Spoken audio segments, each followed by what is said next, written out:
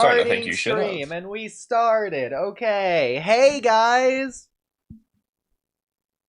Hey, guy. That's. Hi, girls. Hey, girls. Okay. So we got Cam and Kamui. We're back for director's commentary of the Attack on Titan episode. The Cowards, the one that I made, the fan episode. The director's commentary part 3, technically speaking, where we're at 8.5 minutes in of the 24 minutes that we have already watched on our rewatch. Yeah. We're getting there, slowly but surely. And before that, a couple updates. Since I'm here, okay, I got a haircut. I look so nice and pretty and presentable. Hey, stream. Cam, this isn't Attack on Titan related, but if you go to the Discord, what's this? I've been really curious about this for like the past whole hour. So, like, do I need to go to it actually? yeah. Or... What is that?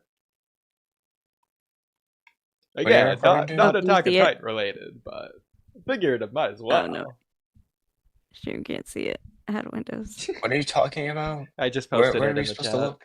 in the group chat. I don't even know what you're talking about. Well, it's the picture. It's the picture. So Is it Lisa? Lisa? yeah. And Udi had said, who exactly? And I said, it's me. So it's because I'm in the server called Tsukishima's Family. It's like a Bleach server. And my server profile, how do I go to it? How do I go to server? I just commented. Are you Lisa? Yeah. Yes, it's me. I am Lisa. Did you just lie to Hey Roach, the dedicated fan who commented on the Kawaki voice actor interview on the Walkie Talkie podcast channel? Everyone should go subscribe. Okay. So with Nitro, you can change your server like nickname and picture. Oh god. And so there's this character in Bleach named Lisa, and there's somebody in the server who calls me Lisa, and so I changed my profile picture and my name to Lisa. Ooh, and Cam's an admin. That's second from the top. You might as well own the server, Cam. Sheesh. I am an admin. This is the YouTuber. It's his server. He's really nice, and he makes Bleach videos, and he's starting to get into branch off into like other anime. Has he made a video on the Bound arc? Yes, he has. Oh, I need to get him on the podcast. We should. Oh my god, I can message him and ask him if he wants to come on the podcast. Yes. Yeah, he's super cool. He's a sweetheart, and his server's a lot of fun. So yeah, and I have self promote our videos, like that's just how saying, it. Yeah, and so that's how Hey Roach showed up, and she said, I was like, oh yeah, we've gotten four voice actors so far, and I said, bro said we look like American Idol judges. And when did she say? Oh, and she said, do you actually own the channel? And I was like, no. Because, well, damn, I commented in one of the videos saying, is that Lisa? I guess they're going to be mad confused. He recently did an Attack on Titan rewrite on his own channel. Wow. Hey, perfect segue, Cam. Yeah. Okay, sorry, got sidetracked. Okay, add Windows. Now we're going to go back to doing this. No. Okay, it did work. Okay, I don't know why, but there is echo again. So there's that. Oh no. Yeah, I just figured we were just gonna deal with it for a little while and then go away, but I don't know. Yeah, I don't know why. It just randomly started out of nowhere. Well, thankfully it's not there as she is switching screens. For reference, for everyone watching.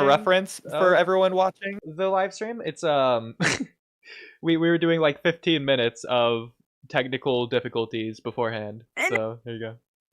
Add Windows. Okay, so we need to add the application sound and the thing and the audio and the Okay, are we echoing? Yes. Yes. Yeah. You know what? I was so ready to say we're good. Interestingly, I noticed that Cam's echo is like more delayed than yours, Udi, when it used to Oh, do really? it. Like when yours, it would be like, I don't know, half a second, whereas Cam's it's like 2 seconds. So she has Itadori's fist style. Yeah, Fist style, not divergent fist. Yeah.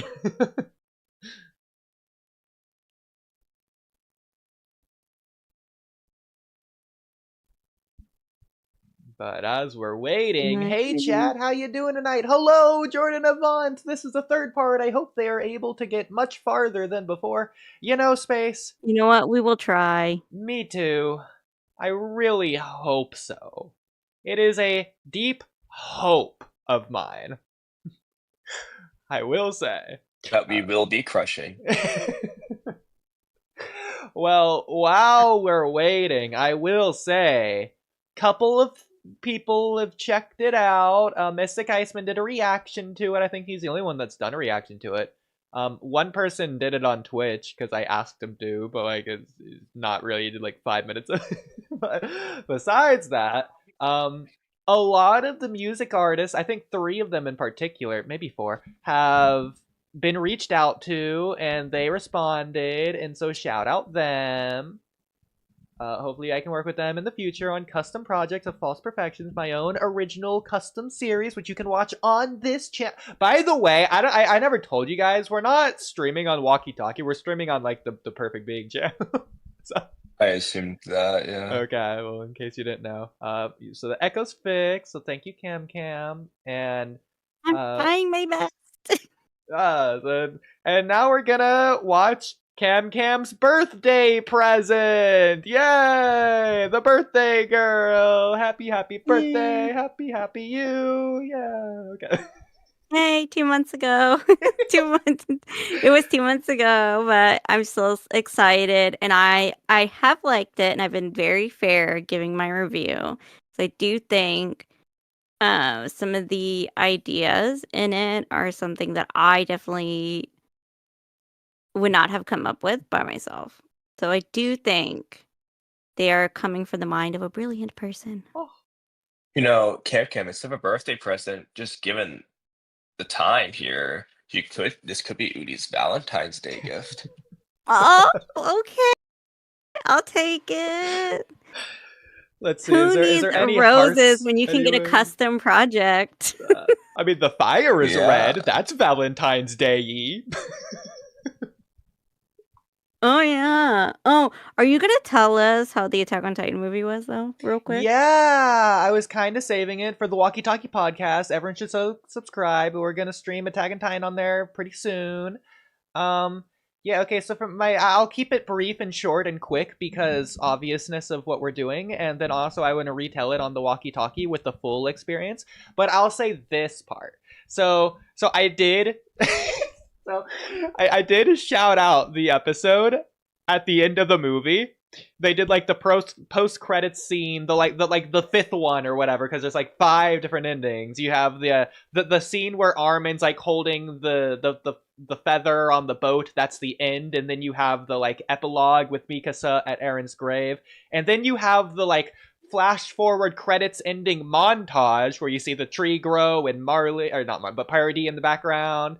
And then you have the after credit scene, I guess just the after credit scene, of the kid walking into the tree with the dog. And then you have the new special after credit scene of the Eren, Mikasa, Armin watching the movie adapted from the gag manga thing that he did. So yeah, the bonus thing. The Levi part was really funny. It got a laugh out of people.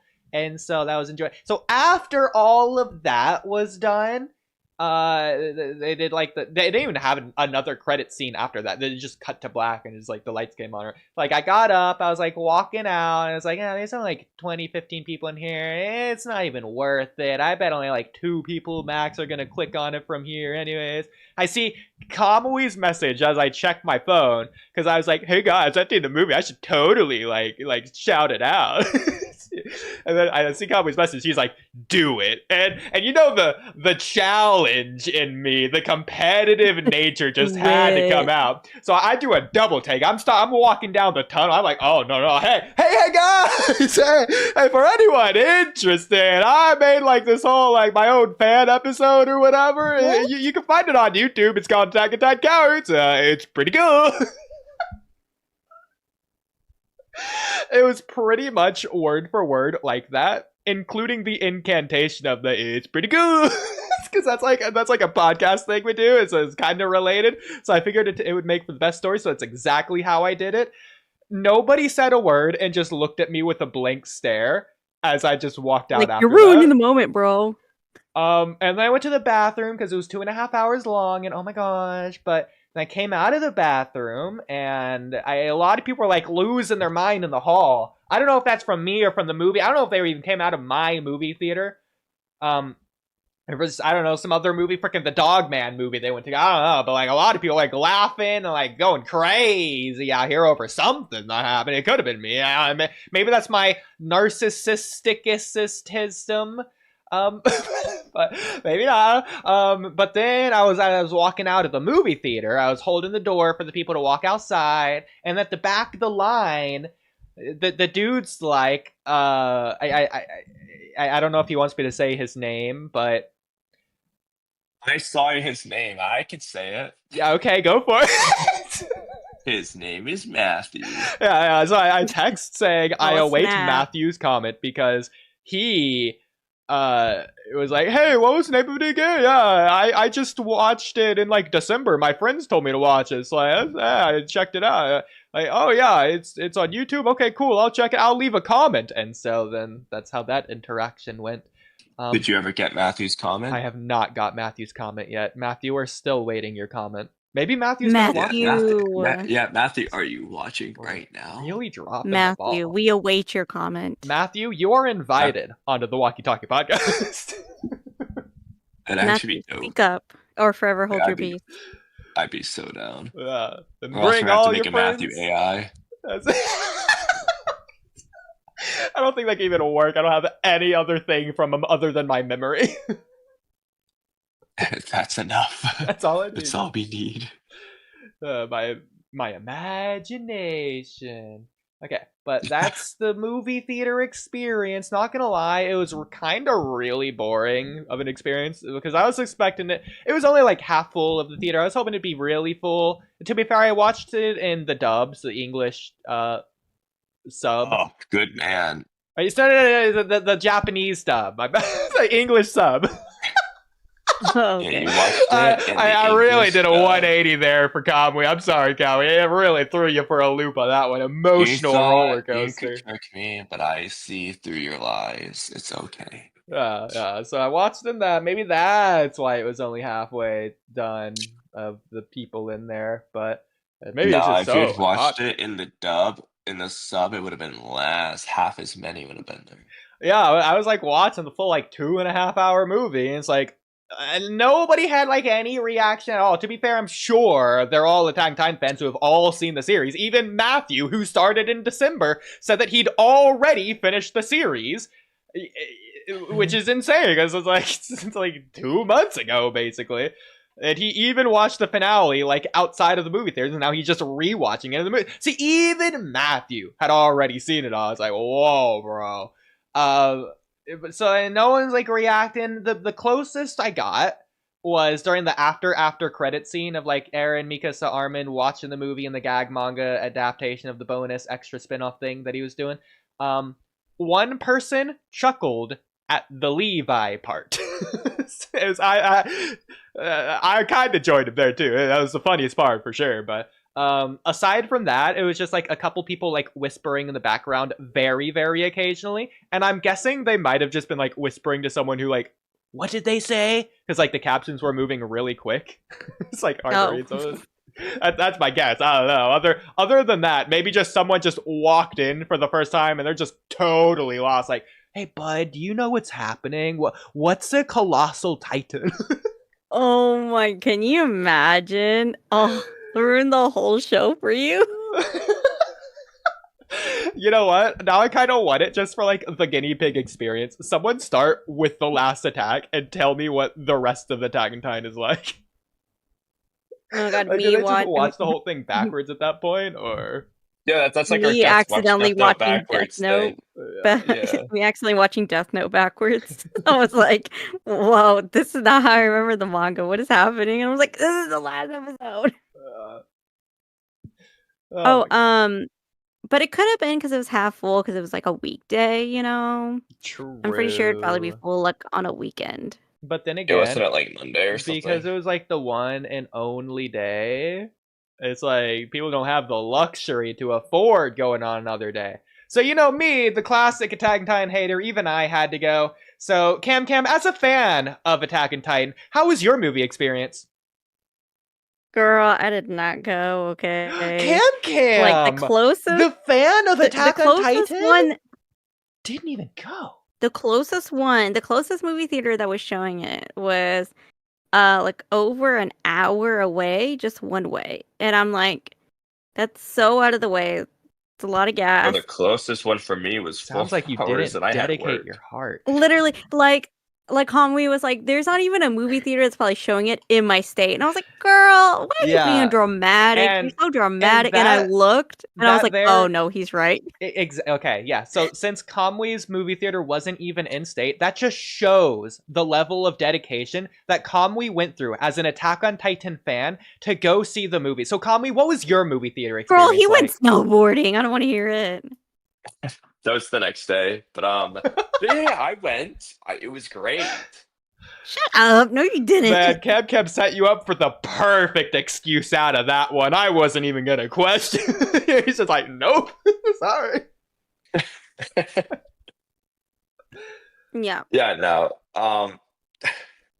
I could not go. Wait, so yeah, so the what closest one was 4 hours away, one way. What we're saying is like, that the Attack on Titan hater is the only one of the fan it was friend 30 group? minutes away from you. I don't want to hear it. It was 30 minutes away from me. What do you mean you don't want to hear it? Like, that's nothing, okay? Okay. That is nothing for you too. 30 minutes, okay, I would drive. But like over an hour? No. No. I mean, I wouldn't mind necessarily doing. I mean, granted, though, I hate to say it, but like, this is just what I've already seen. Yeah, so no, minus the end, the little end 2-minute whatever thing that we'll just find on YouTube. Yeah, exactly. So I'm not gonna lie. Aside from that, it was kind of funny because they did if you remember, like during those finale specials, they had like the chapter 1 Sinners, chapter 2 Rumble Earth, or whatever the chapter. Like that was just in the movies. Like they just didn't cut that out either. It's like I don't. Like, So they out were of really just curiosity, not I was wondering because you said it is basically just the 2 finales spliced together. Yeah. I have 2 questions. Mhm. One. So at the end of the first episode, in the beginning of the second, it's basically the same scene twice with Onyakapone landing the plane on like the Titan and whatnot. Like that little bit, there's like a 2 to 5 minutes or something. Interesting It's you just the same say scene that. twice. Okay, that's the one do thing they I'll do give there? them.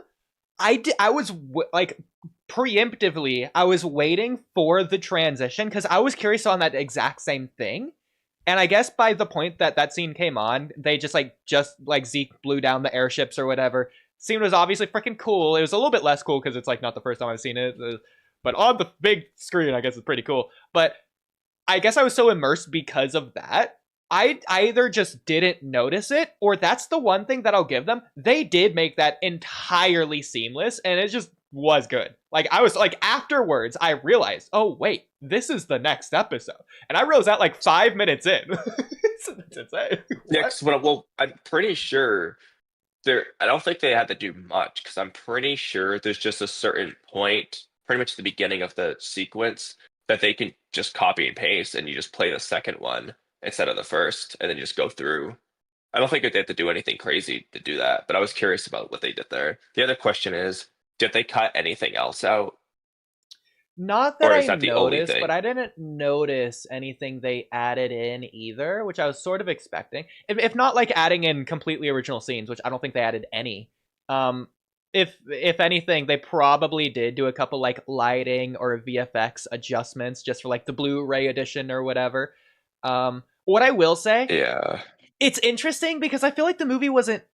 This sounds bad. I feel like the movie wasn't made to be shown on big screen at certain points because it felt like it was just Oh. like enlarging the pixels in a way that didn't look right. Oh no, that sucks. I hate to say it, but there were some parts that were really cool. One standout moment for me that's like not a big moment, but like specifically looked really good on the big screen was in the finale where Falco is like the flying titan. He's like in his bird form. The wings went from the complete left to the complete right side of the screen. It was just really cool seeing like the cinematic experience of just him flying all the way across the screen. That was really cool. I like that part. But some things that looked really weird, especially on the bigger screen, because everything's like amplified because it's a bigger screen. So when like Eren and Mikasa are in the pads at the very, very end, they're at like the cabin or whatever. There's a part where it's like zoomed out where like Mikasa's like hugging Eren or whatever, and like before it zooms back in onto Eren's face as his face gets like the scars or whatever. Before that, it's like they do the thing where it's like they just don't show either of their faces, and it looks like it wasn't Oh even yeah, when you animated by zoomed the out. same studio. Like it's straight up animated from like I don't know the clan ad people that are like doing the subtle things. It just didn't even feel like the same thing at all. It's crazy. It's like one of those romance things. I mean, I guess if that's the vibe they're going for, then it worked, but it just felt so jarringly separated from the rest of it. I don't even know if it was a difference. Like, they might have just outsourced that single individual cut. I don't know. It's crazy, but yeah. Oh wait, now I'm curious what you're talking about. Because what I was thinking is like, you know how like for example, whenever there's just like a zoom out and there's characters in the background and the art's really like bad and undetailed. You know what I'm talking about? Yeah. So, but on a big screen, it'd be hilariously noticeable. I was curious about stuff like that. Yeah. I'm trying to look for it right now. So let me see if I can find it. Now, these are all the close-ups, which is the problem. So I don't see it here, unfortunately. But yeah. Yeah, I don't think it's here. I mean, if you pull up the episode, we could just find it real quick, but I feel like that would take a long time. I don't know. Not too long, but No, it's just near the end of the episode. It would be not to find it. yeah. I mean, Cam, if you want to do that, then sure. But And what otherwise, is it? if you pull up the finale special and go to the cabin part at the very end, we could find the Is it on scene where YouTube? it's like zoom out. It might be on YouTube. I mean, in fact, that's probably the quickest way. I'll just, I guess I'll do that on my end since I know exactly what I'm looking for. Okay. And I'm gonna leave it on my full screen for the stream, just so you know, just so it's not terrible. But shout out Etanel came out with a new song. Okay. Mikasa, Eren, cabin scene, finale. Okay. And okay, here's it in the English dub. It's muted. Okay, now I just gotta go find it. It's right here, I think. Yeah. Yeah. Okay. So I'm gonna put this in chat. Okay. Here you go. That. Because it was like so enlarged. It's like Eren and Mikasa in particular was just like stand out there. It looked really weird. I just see a black screen. Oh wait. You're probably looking at Cam's share screen. I put it in the Yeah, sorry. But yeah. So that in particular stood out to me. So is this from the original anime or from the specifically the movie version. It's from the original anime, but I think, again, I don't know if they changed anything. It'd be interesting to like look up what they did change, but again, I didn't notice anything, even though I'm confident there's probably a couple like lighting differences or something that just are there. But yeah. Yeah, you would have had to have watched it like right before to have as much memory as possible. Space, you should That's weird. totally send this to NC Hammer to review. I'd be so interested. That'd be hilarious. Yeah, I hope it does become more well known. But thank you, Space. Thank you. Okay, but anyways. Well, with that all being said, 25 minutes in, are we ready to begin? Maybe. Oh, goodness, okay. Yeah, Oh my you gosh, basically did your podcast last attack discussion. Basically, audio anyway. I don't think I had Okay, anything showing more it. left to Okay, say. go back. Yeah. Okay, now I gotta go back. Oh? Hold on.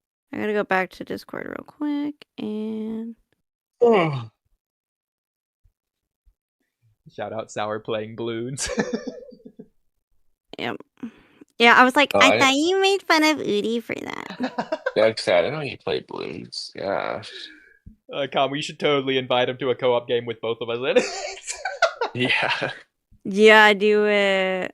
Oh, I don't want to. I just see a black screen. Yeah, it's working on it.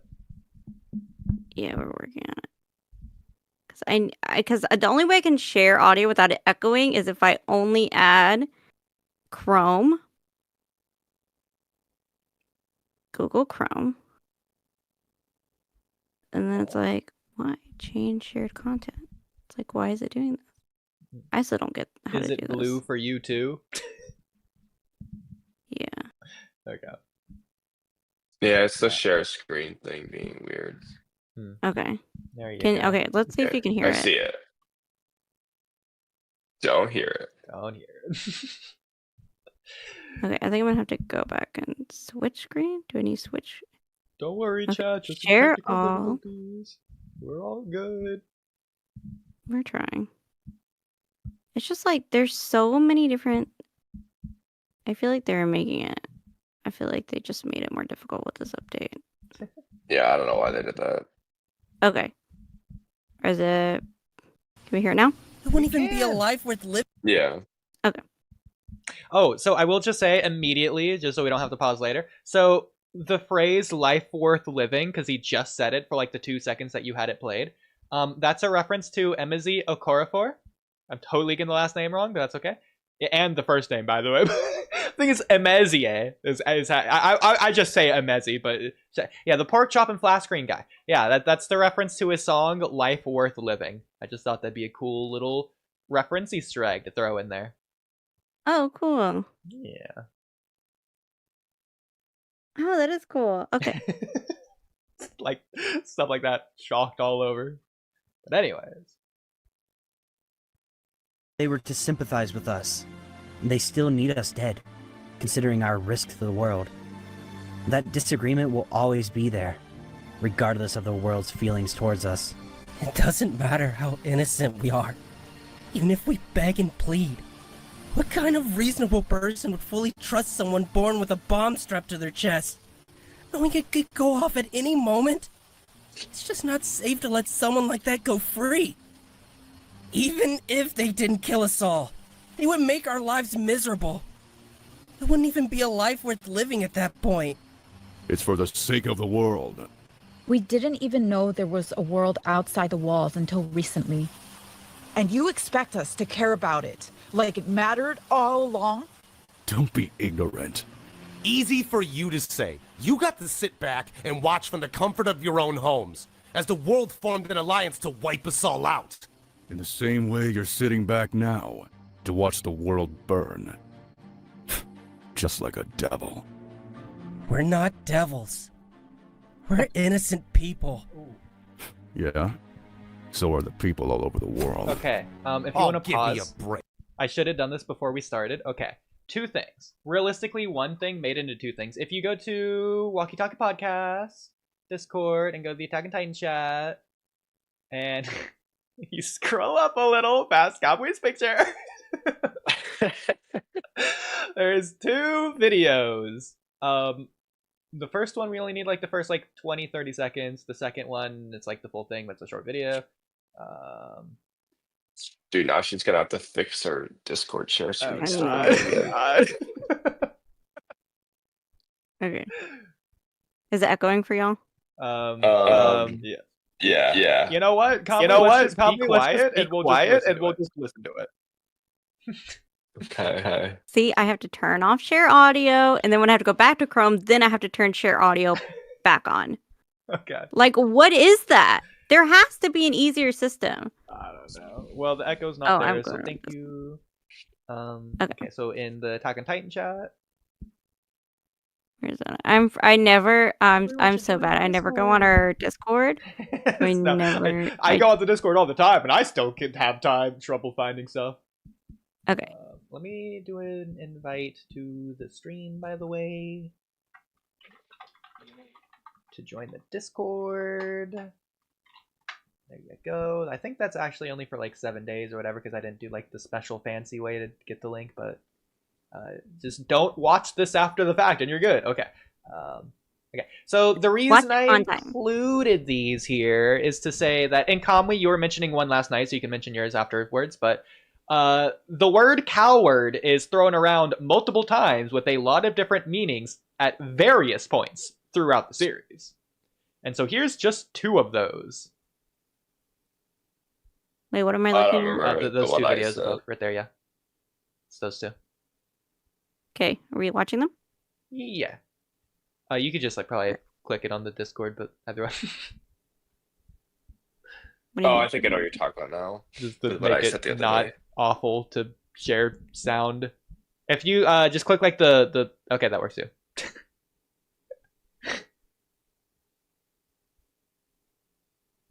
Anyways. Oh my god, now I gotta share Google Chrome. But then it's like, stop sharing. Yeah, but I thought these were interesting, not because they say the word cowards, even though that's obviously what I'm looking for, but specifically the meaning they put behind it. So what is coward? How is it defined in the Attack on Titan story? Who says it, when they say it, etc. Again, these are just 2 instances. There's a lot of instances everywhere. And Kamui was pointing one out just last night, coincidentally, but yeah. Okay, I'm gonna have to share the audio now, so you guys are echo for a minute. Because I'm a kid. Because I'm weak. Because every last one of us is a damn coward. I'm gonna put a stop to this. Where there's a will, there's okay, a that's way. all you need. Okay, that's all you need of that one. Yeah, so I thought that's interesting because it's specifically Eren's perspective of what he thinks a coward is. He thinks not only himself, but everyone around him is a coward, which is interesting for later on in the episode. You'll see why. But specifically, Eren isn't being a coward anymore from his perspective, which is why he's doing the rumbling and everything else in the series 8 does.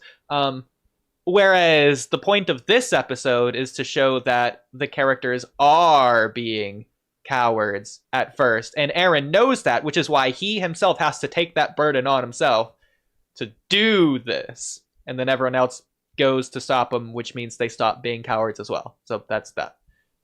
But yeah.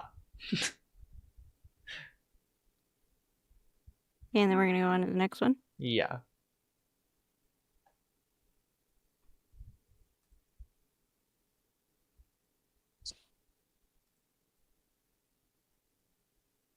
Can't hear it. Can you can't hear it? Nope. Gotta love it. Okay, chill out. I mean, here, I'll voice act it if you want. So it's just the Japanese Eren talking anyways. Oh yeah, you know Japanese, that's right. Well, I was gonna voice act it in English, but that's okay. No. Say it in Japanese. I don't know it off the top of my head. I know coward is... Oh, no, we hear it. Never mind.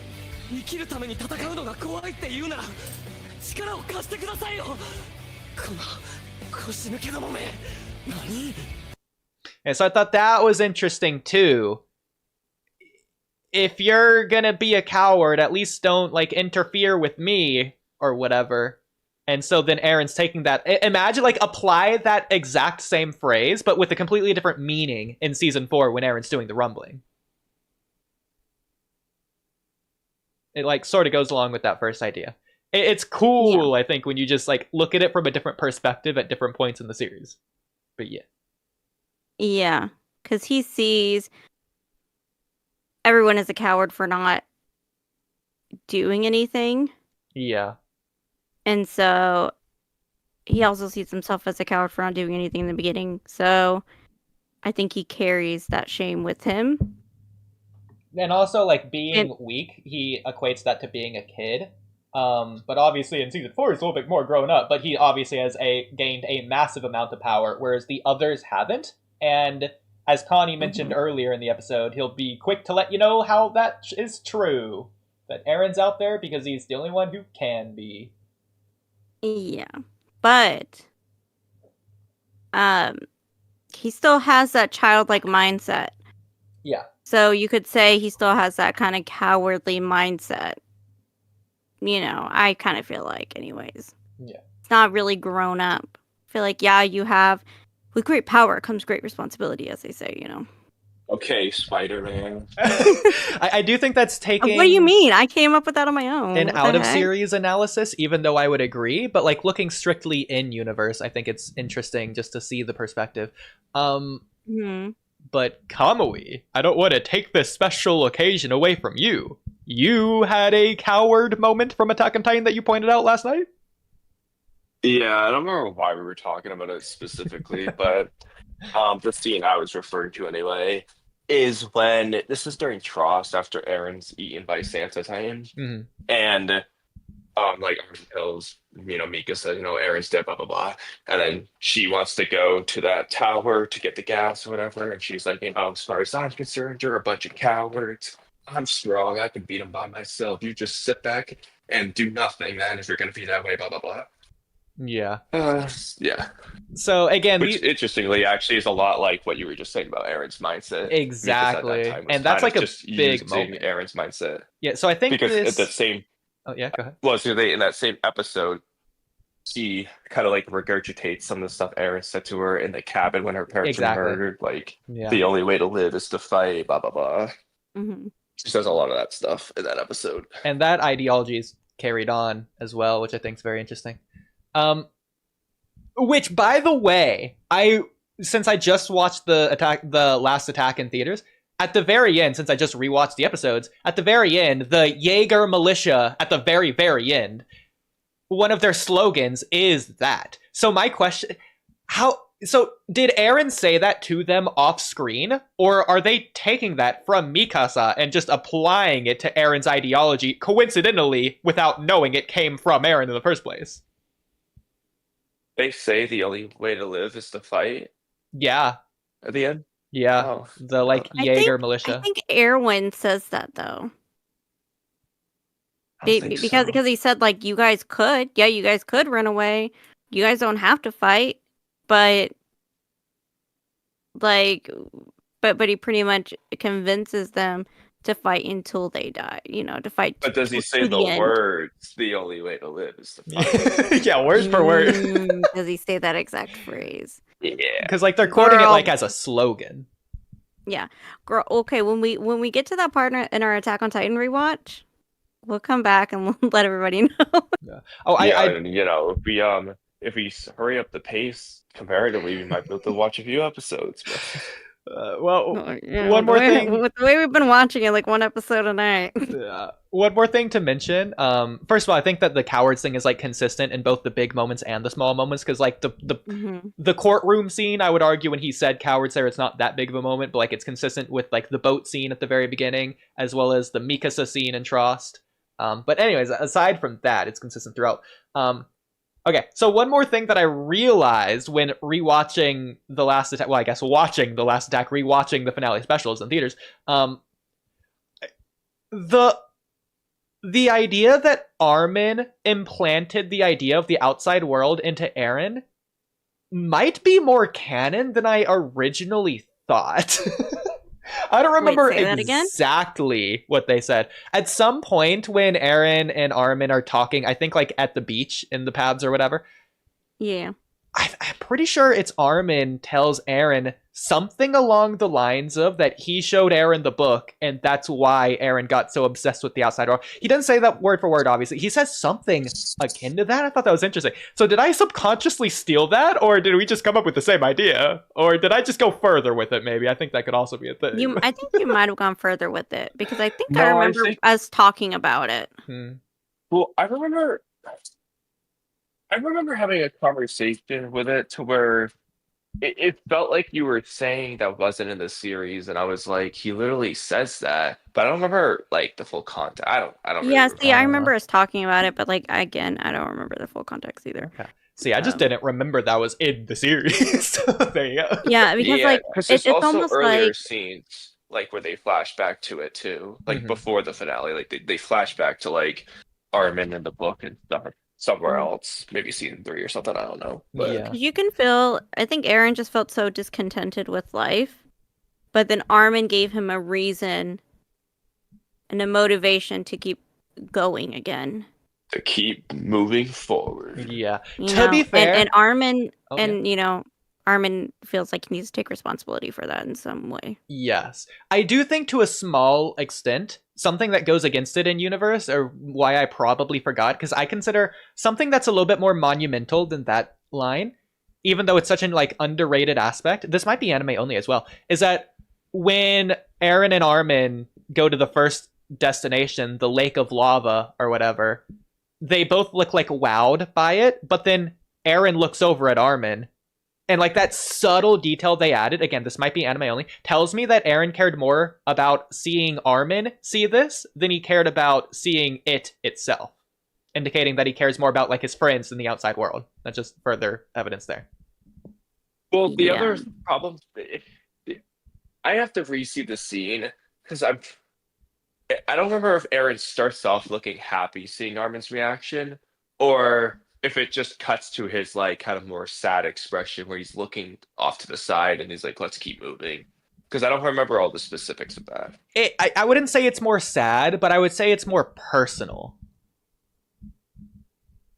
Because he's not like smiling per se, but he also, you could argue that this isn't the case, but like he also does something similar when they go to the icy mountaintops or whatever they call it, where Eren looks back because Armin was like, huh? Mikas is the one of Ymir's wanting her or whatever. And then Eren's like, you fool, you weren't even listening at all. But like he's looking at Armin when he says it. It's like a wide shot, so it's not emphasized, but he's still doing it in that case. And I like to think that that was Eren's way of getting around looking at him in that moment to where Armin doesn't like realize what he's doing per se.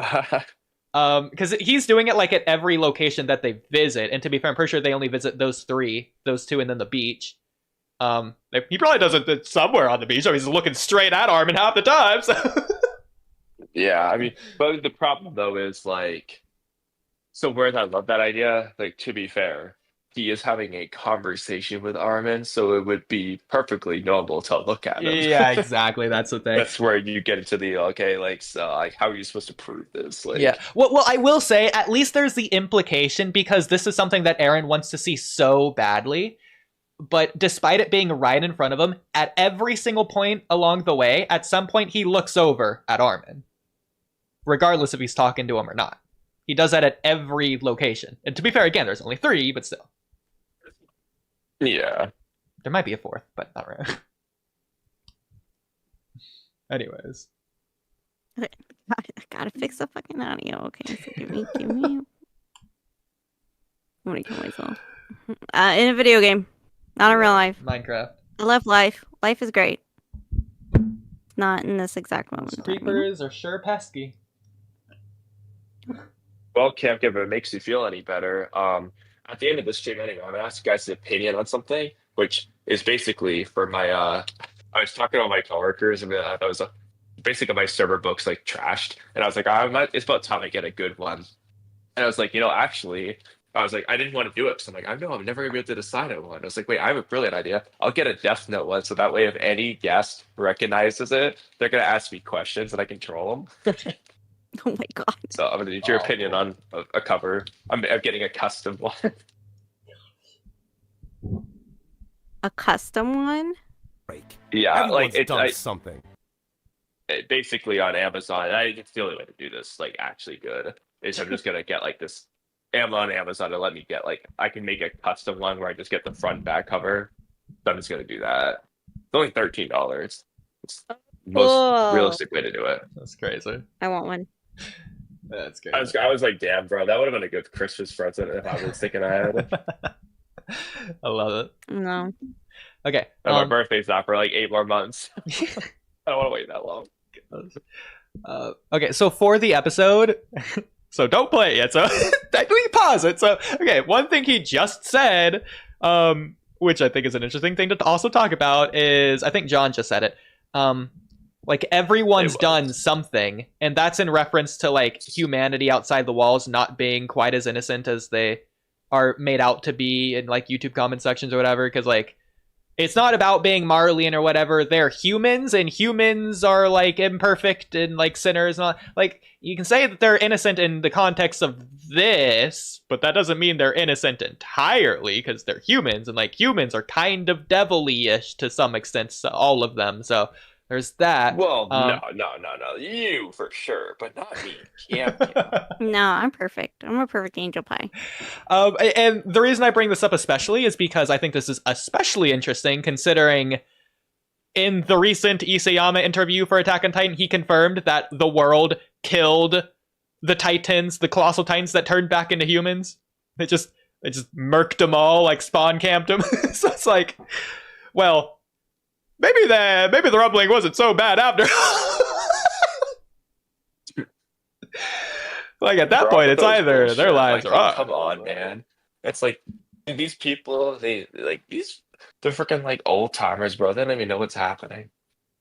Yeah, so that one Marley general at the very end forgave him, but like, what about the rest of the world? Just straight up killed people.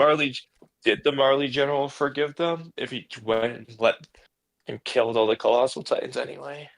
Well, I don't know if the Marley general did. It just says that the like, people of the world it just did. seems like they're like they didn't kill them, so why did they kill the colossal titans and they didn't kill everyone else? But that's my point, though, is that the world might not be quite as innocent as they make it out to be, and plus, in the fact that we see in the post-credit scene, the fact that Parody gets nuked in the future, anyways. So. Yeah, but that was the far future because we don't know what led up to it. So I don't think it was too far. Like it's the next lifetime, but like maybe like 100 years, not like 1,000. I mean, technically, you could argue it's 2,000 years, but like I feel like okay, but like Udi, 100 years is a long time. Like for things to change, we've had 2 world wars. Like within that span, and lots of changes. The whole world is completely different. Whereas, yes, and enemies. That's just seeing Parody, and when Parody gets nuked. As far as we know, the past 99 years they were at war, anyways. Parody just wasn't nuked yet. It didn't look like it. I mean, nobody was attacking Parody until the end. Like you see, like the fast forward, like Mikasa lives her whole life before they even start fighting. Yeah, but Mikasa isn't on either side. She's one of the peace negotiators now. No, but like they're not even attacking Parody, and Parody doesn't have all their missiles and stuff. Well, Conway, I'm saying that they wouldn't necessarily have to go to Parody in order to attack Parody. They would just go to wherever the battlefield is. Whereas, yes, why wouldn't they go to Parody? Like they have such ability to do so. Well, Parody has their militia there. I feel like they can defend themselves. It's only 20% of the world outside the walls, which is equal to the population of Parody. Which is a lot more clustered, so they have the advantage. But they've had like 100 years to repopulate. Both sides did. If anything, Parody probably has more population than the rest of the world, considering Parody was more condensed, whereas the rest of the world was more scattered. Well, that's I don't think that's going to affect the population realistically, but regardless of I think that, it would over 100 years. the main question is, did Parody try to take over any of that land or not? As far as we could tell, they didn't, but who knows? So yeah, maybe Parody's the last part of the world left. Maybe the rest of it was already nuked. Oh, nuked by who then? Commander McGath. The not innocent people of the world. There you go. It was nuked by Gabby. Just give people Not more Gabby. reason to hate Leave her. my girl alone. Well, hey, don't worry, Cam. I left Gabby alone in this episode. She's not even in. Thank God. Leave my baby girl alone. Alright, play the episode. People all over the world. Oh, give me a break.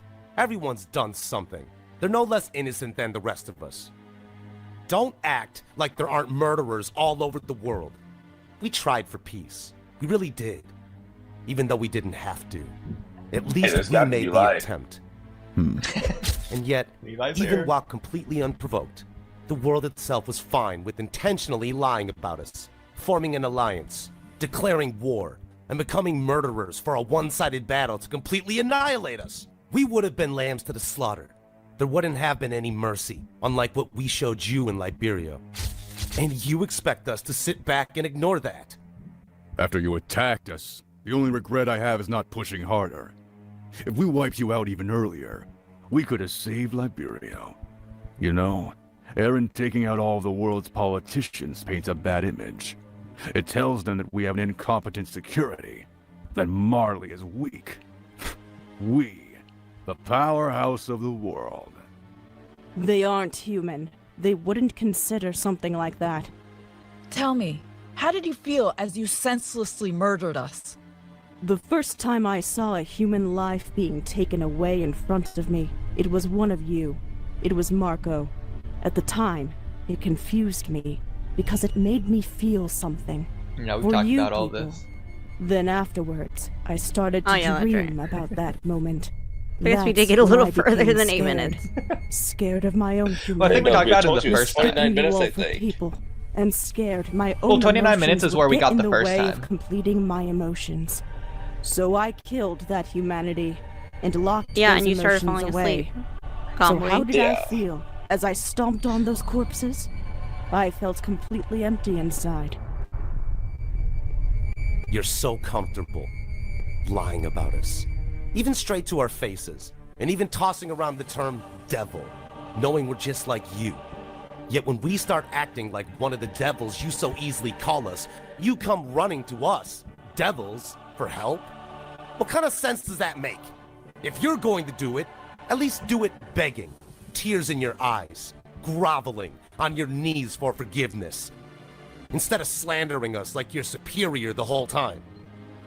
We don't have to look up to you or listen to your orders. We're fine with sitting back and letting your world burn. After all, right now, don't forget, you're in our world. It's not like we even knew there were people outside the walls in the first place. What difference does it make? We don't really care what you went through. We care about what you did. Because that's the part that affected us. Our trauma is your fault. You can't say the same about us. Especially considering you were right there with us when Eren told his sickening story. You had no problem sleeping next to us that night. You and Bertolt looked real comfortable sleeping next to the victims of the families you wiped away. It isn't just families.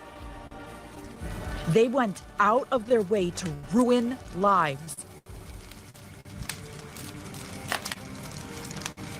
Okay, my thing with this is that when Eren destroyed that town when he was going after Annie, he also destroyed lives too, okay? That's in the episode.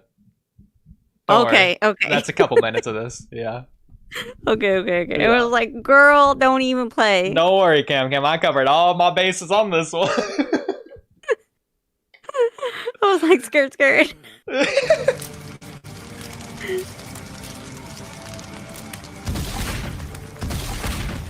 They devastated our hometown, slaughtered our citizens, ransacked our military force, and did it while they cower behind their own facade. That facade broke me. That facade made me put a gun to my head. Your actions made countless people put a gun to their heads.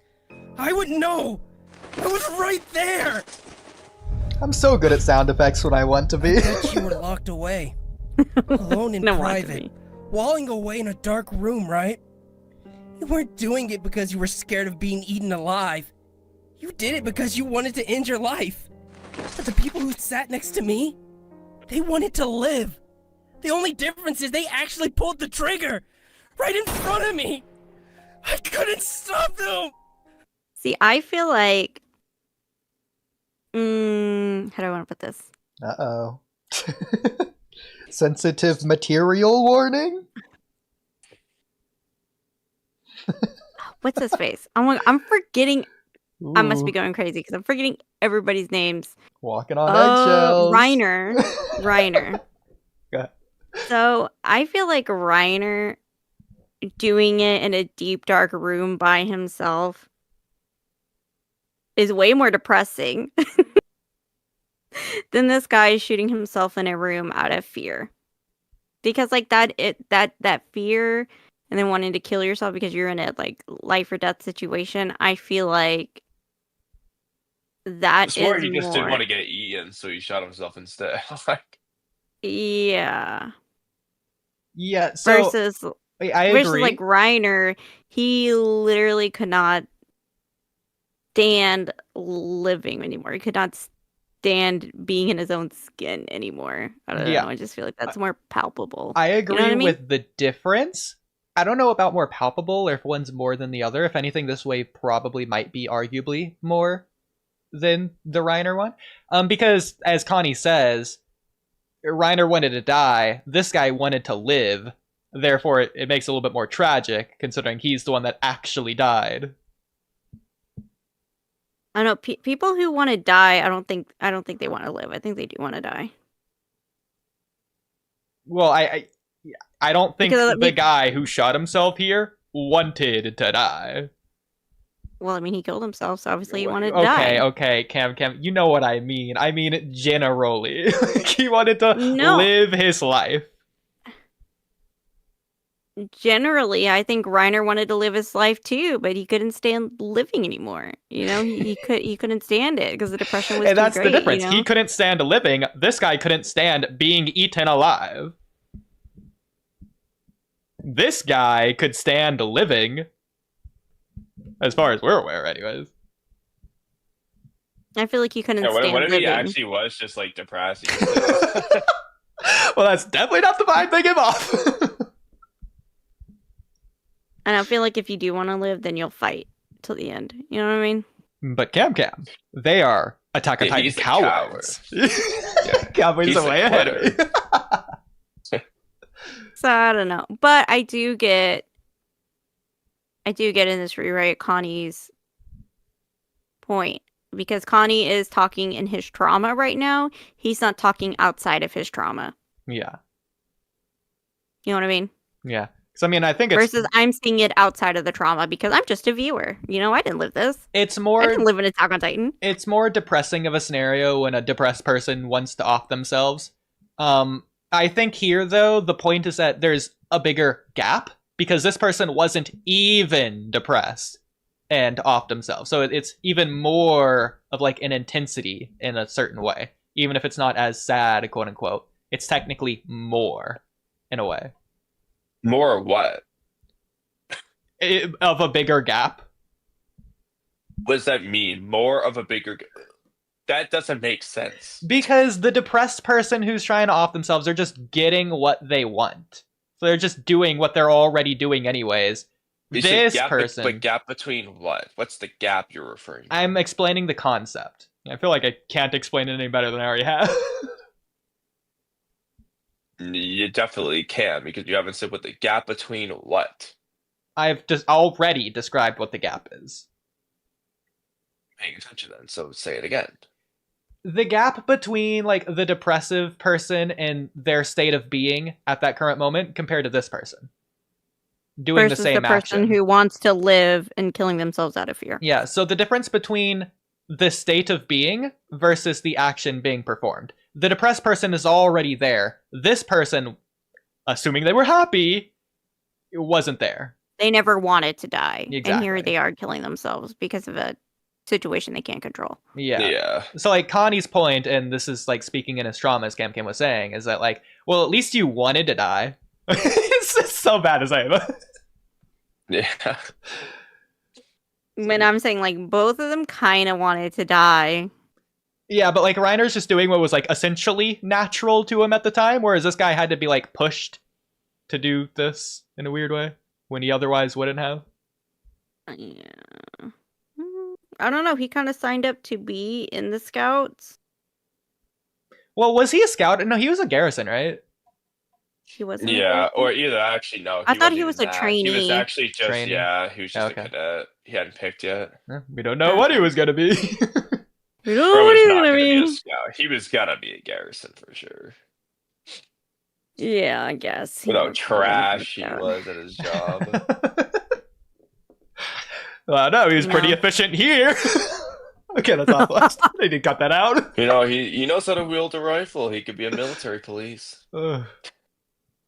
Bro was probably top 11. We know who top 11 was, so we couldn't be, but you get the idea. Oh God! At least they got to choose how it all ended. Besides, what's a few victims compared to the entire world? A few? I tried my hardest not to cry about it, because I decided I wanted to become stronger, especially in front of Eren and Mikasa. But my grandfather, who was one of the only adults I had left after my parents were executed, among 250,000 other innocent citizens, were sent to their deaths immediately, leaving me all alone, a scared child, abandoned as a poor refugee in a new location. When my parents died, my grandfather couldn't do much to console me. He has just lost his child, after all. I can't blame him for not being there for me. It's probably why he didn't mind marching to his death. But I feel like, deep down, he knew he wasn't able to console me. Or maybe he couldn't stand to look at the work that led to his son's death. Either way, at the memorial he gave me my father's book to remember him by. I love that book. It makes sense, right? As a kid, you're more curious and explorative by nature. So of course a book about the outside world would fascinate any kid trapped within a set of walls, like cattle. But maybe because it's all I had left of my parents, I had some deeper attachment to it. I never really stopped to think about it. It was always such a tiny thing growing up. It's weird they never went to the But desert, thinking back, but whatever. That was it. It's what excited me as a kid. Whenever I felt sad, I could always rely on what was inside that book to make me happy. And when my friends looked sad, I wanted to spread that joy too. I thought it was a blessing my late parents gifted me this. It's the reason I introduced Eren to the outside world in the first place. And that was just after the first attack. Don't you get it?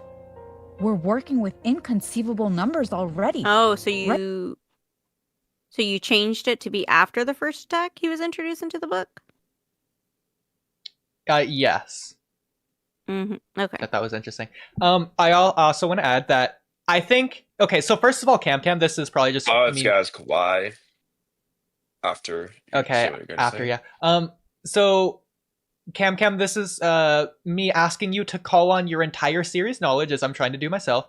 Is there anywhere in the series where Armin says that he's like a coward, but the reason he's able to do what he does and act strong and brave and whatever is because of Eren and Mikasa? Is there anywhere in the series where he says anything like that? There probably is. I don't know, to be honest. I know he says that, like, you kind of got to do the ugly thing in order to, like, succeed. You know? Yeah. Like in the You beginning mean of the to series. rise above monsters, you have to Yeah, abandon your there's humanity? that, but like I don't think he says like it's for Mikasa or Yeah, Eren, I don't because know. there's something that is a little bit frustrating to me, having just rewatched the last attack in theaters as well. Um, the reason why Armin is going after Annie was never really fully explained in a satisfactory way. Maybe like in universe it's fine, but like from a writing perspective, not really. Because when they're talking on the boat, right before they go to Eren, Annie asks him why, and he basically says why, but like not a real reason. He basically says something along the lines of like, "Oh, well, you were like the enemy, and so I had to get to know you, and blah blah blah." Because you gotta same idea, like you gotta overcome the monster. And then Annie is like, "Nah, bro, I don't believe it. Like that's BS. Tell me the real reason." What she actually says is something along the lines of like, "I still don't understand why." So like, explain it again. And then Armin just yaps. So he doesn't give his real, genuine explanation. He just says nonsense that it's too vague in general to even be applied as an answer at all of why he does the things that he does, or specifically why he likes Annie, which is something that I tried to get to in this episode as well, as you'll see later. But I think what he says is because Annie's like, why did you keep seeing me inside the crystal when you could have seen like any other girl outside the wall or whatever? So what's special about Annie is what she's asking. And then Armin's response was, "Oh, I just wanted to see you." Again, like that's fine in universe, but like doesn't answer the question. Yeah, which always kind of bugged me too. Okay, thank you. Yeah. Because I understand the relationship. Armin does say something like he does cherish Eren and Mikasa. Mm-hmm. You know, like when he's talking when him and Zeke are talking. Yeah. But that's more so why he thinks he was born, or like his appreciation of life. So I would understand if that's why he kept living. But there's earlier scenes of him like talking about how Eren and Mikasa are strong. Yeah. Unlike himself. Mm-hmm. Reminds me of Sakura from Naruto. And then you have like scenes of like Eren and Mikasa being like, you know, you actually saved us more than once. You just didn't realize it, blah blah blah. But I don't think Armin ever, not that I can remember at least, ever says, "I'm strong because of Eren and Mikasa." Yeah. Because Armin doesn't view himself as strong anyway. Exactly. Well, it's not about him being strong. It's about him being able to do the strong thing. For example, this was actually interesting, having just rewatched like episode 2, is that Mikasa was going to follow Eren into the scouts. Armin wasn't planning to do that. The only reason he did that, I could be misremembering exactly what he says, it wasn't because of Eren and Mikasa. It was because of his grandfather, and he had to like bring meaning to their lives after being wiped out, the 250,000 people. And that's why he joined the military. Does mention something about that. Yeah, which is interesting. Like I thought he was just following Eren and Mikasa until I rewatched that scene, but guess not. And what scene? No, he genuinely wanted to join at that point. Yeah, exactly. Interesting. But at the very least, knowing he says that, it doesn't really come up again unless I'm misremembering. So if that was his reason, then I wish they would have like explored that more. Whereas here, I'm making sure it's blatantly stated the reason that he's able to do the things he does, despite being a scaredy cat, is because Eren and Mikasa. And so it's like two different things. There's a reason. So that's the reason. Why is he strong? Because of Eren and Mikasa. What does that mean to him, or why do Eren and Mikasa give him strength? That's the explanation, which was the past like minute or two of this, I feel like, which sort of goes into Kamui's answer of why after the first attack. If you remember in episode 1, Armin's like reaching his hand out to like stop Eren and Mikasa from going towards Eren's house, and he like can't stop himself. So I feel like that's really why, like continuity wise. Other than that, it would just be good, I feel like, for the plot in general to make a little bit more sense. Considering it is like a forbidden book, and I don't think he should just be going around public showing it to people or whatever, but well, like, was it a forbidden book? That's the problem. Yes, it was illegal. Yeah, it was. Since He wasn't allowed to have it. When did they say that his book was illegal? It's like towards the beginning. It was like he like found it. I Oh, think when it, did like they say? I think they might first say it in episode 6. That's the episode after Eren dies of season 1. mm.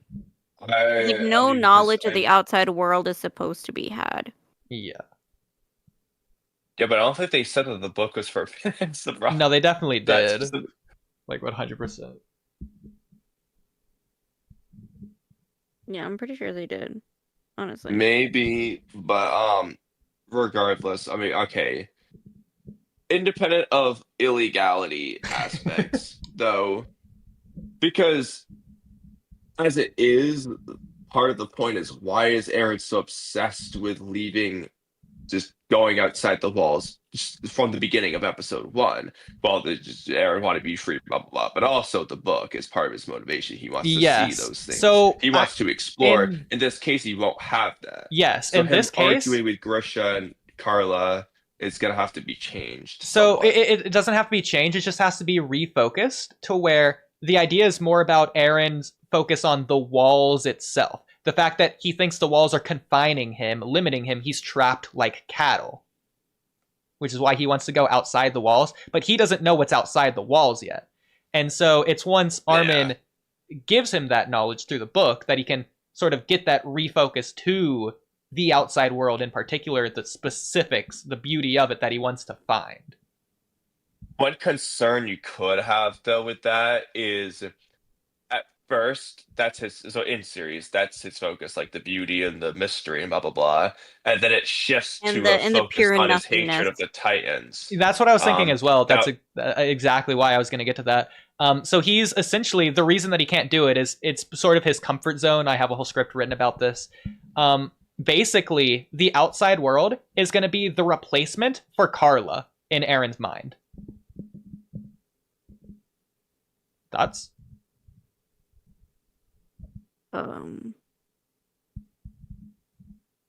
So he's not going to be fixated on his mom being eaten by a Titan, like no, at no, all. no. He still is, but like he lost his mother, and so to fill that gap, he's going to find something. That something's going to be the outside world because of what Armin shows him, which is why he becomes so obsessed and addicted and fixated on it. Yeah. I mean, that works from that aspect. And just more Go so ahead. of the thought that like that's just not who Eren is. Like Eren's just freaking bored and he's a freak. So he's just like, I just want to get outside of the walls because I'm bored. I want some excitement in my life. And the Titans gave him some excitement. Because I feel like the way it currently as that is. The way Eren currently is in universe, it makes a little bit more sense this way, in my opinion, for him to get this obsession then, rather than at the very beginning. Just personally for me. That's just how I see it. Because even if he says that he doesn't like the walls and all that, he is still not confined within the walls, but like living his comfortable life, even though he doesn't want it. But he's still passively affected by it. Regardless if he wants to live it or not, he is living his comfortable life, even though it's like, Shiganshina, the poorest district ever and all that. But he seems to be happy with his friends and all that, so you gotta like push him out of his comfort zone in order to like get him somewhere. And again, it's similar to like Eren in Trost. Again, I write about this, but when he transforms for the second time and he's about to move the boulder, before that, he's like having this vision when he's like knocked out, where he's like inside of his home with his family, and he just wants to like stay there, even though he knows something's wrong, until Armin like wakes him up to reality, and he can't accept this despite it being the comfort piece that he wants, because he knows it's not real, he knows it's wrong, blah blah. Because there's something he has to do, and so it's a similar idea in episode 1, to where he knows this is wrong, but to a small extent he's living in it, and so he's not as motivated as he otherwise would be. And so I feel like losing his mom would give him that one-track mind to make him as driven as he is. My only concern that's been on my mind here is that as it is in series, but obviously like the sandy dunes and the fiery water, blah blah blah. It's on his mind. It's more like at the beginning, it's really on his mind, and then once the Titan stuff happens, that's like the focus is kill all the Titans, kill all the Marleyans, blah blah blah. It's the kill, kill, kill, and then at the end, it's like, well, I always wanted to see these sites by killing everyone, blah blah blah. If you and that works from the sense of because he compares himself to Armin in season 3 when he's talking to Levi about reviving Armin instead of Eren, where it's like, all I want to do is kill Titans, whereas Armin, he actually cares about seeing the outside world, blah blah blah. Yeah, If he's the he's not better of us introduced all. into, yeah, like if he's not introduced to all that until after he already has acquired his Titan hate, then it kind of just feels like, to some extent, it's either going to be taking away from that to where it just is going to be really on his mind, and it's going to take away from the fact that he's focused on hate, whereas Armin's focused on the purity and the beauty. And the rediscovery of life. Or, yeah, or alternatively, it's just going to be introduced and it's just going to be in the background. It's kind of, I don't know how to explain it, but it's a bit of a concern for me, at least. Well, I see what you're saying. I feel like I kind of slightly disagree, probably. I feel like Eren saw the outside world in the same way as Armin at first. It was really until Eren realized there's enemies across the sea that he refused to look at the outside world. Yeah, but like even then though, he wasn't as like he points it out before he even learns about the outside world, really, to where it's like Armin's like focused on all these beauty of the outside world, and I just want to kill Titans. I have all this hate and blah blah blah. That is taking precedence. It's that over. hate that's pushing him forward, basically, is what he's saying.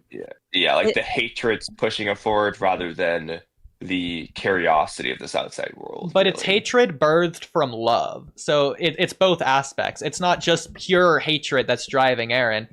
He has love in him too. So he would want to see the outside world. No. I'm not saying love. I'm talking about it's his hatred of the Titans / Marleyans eventually driving him forward, not really his curiosity of the outside world anymore.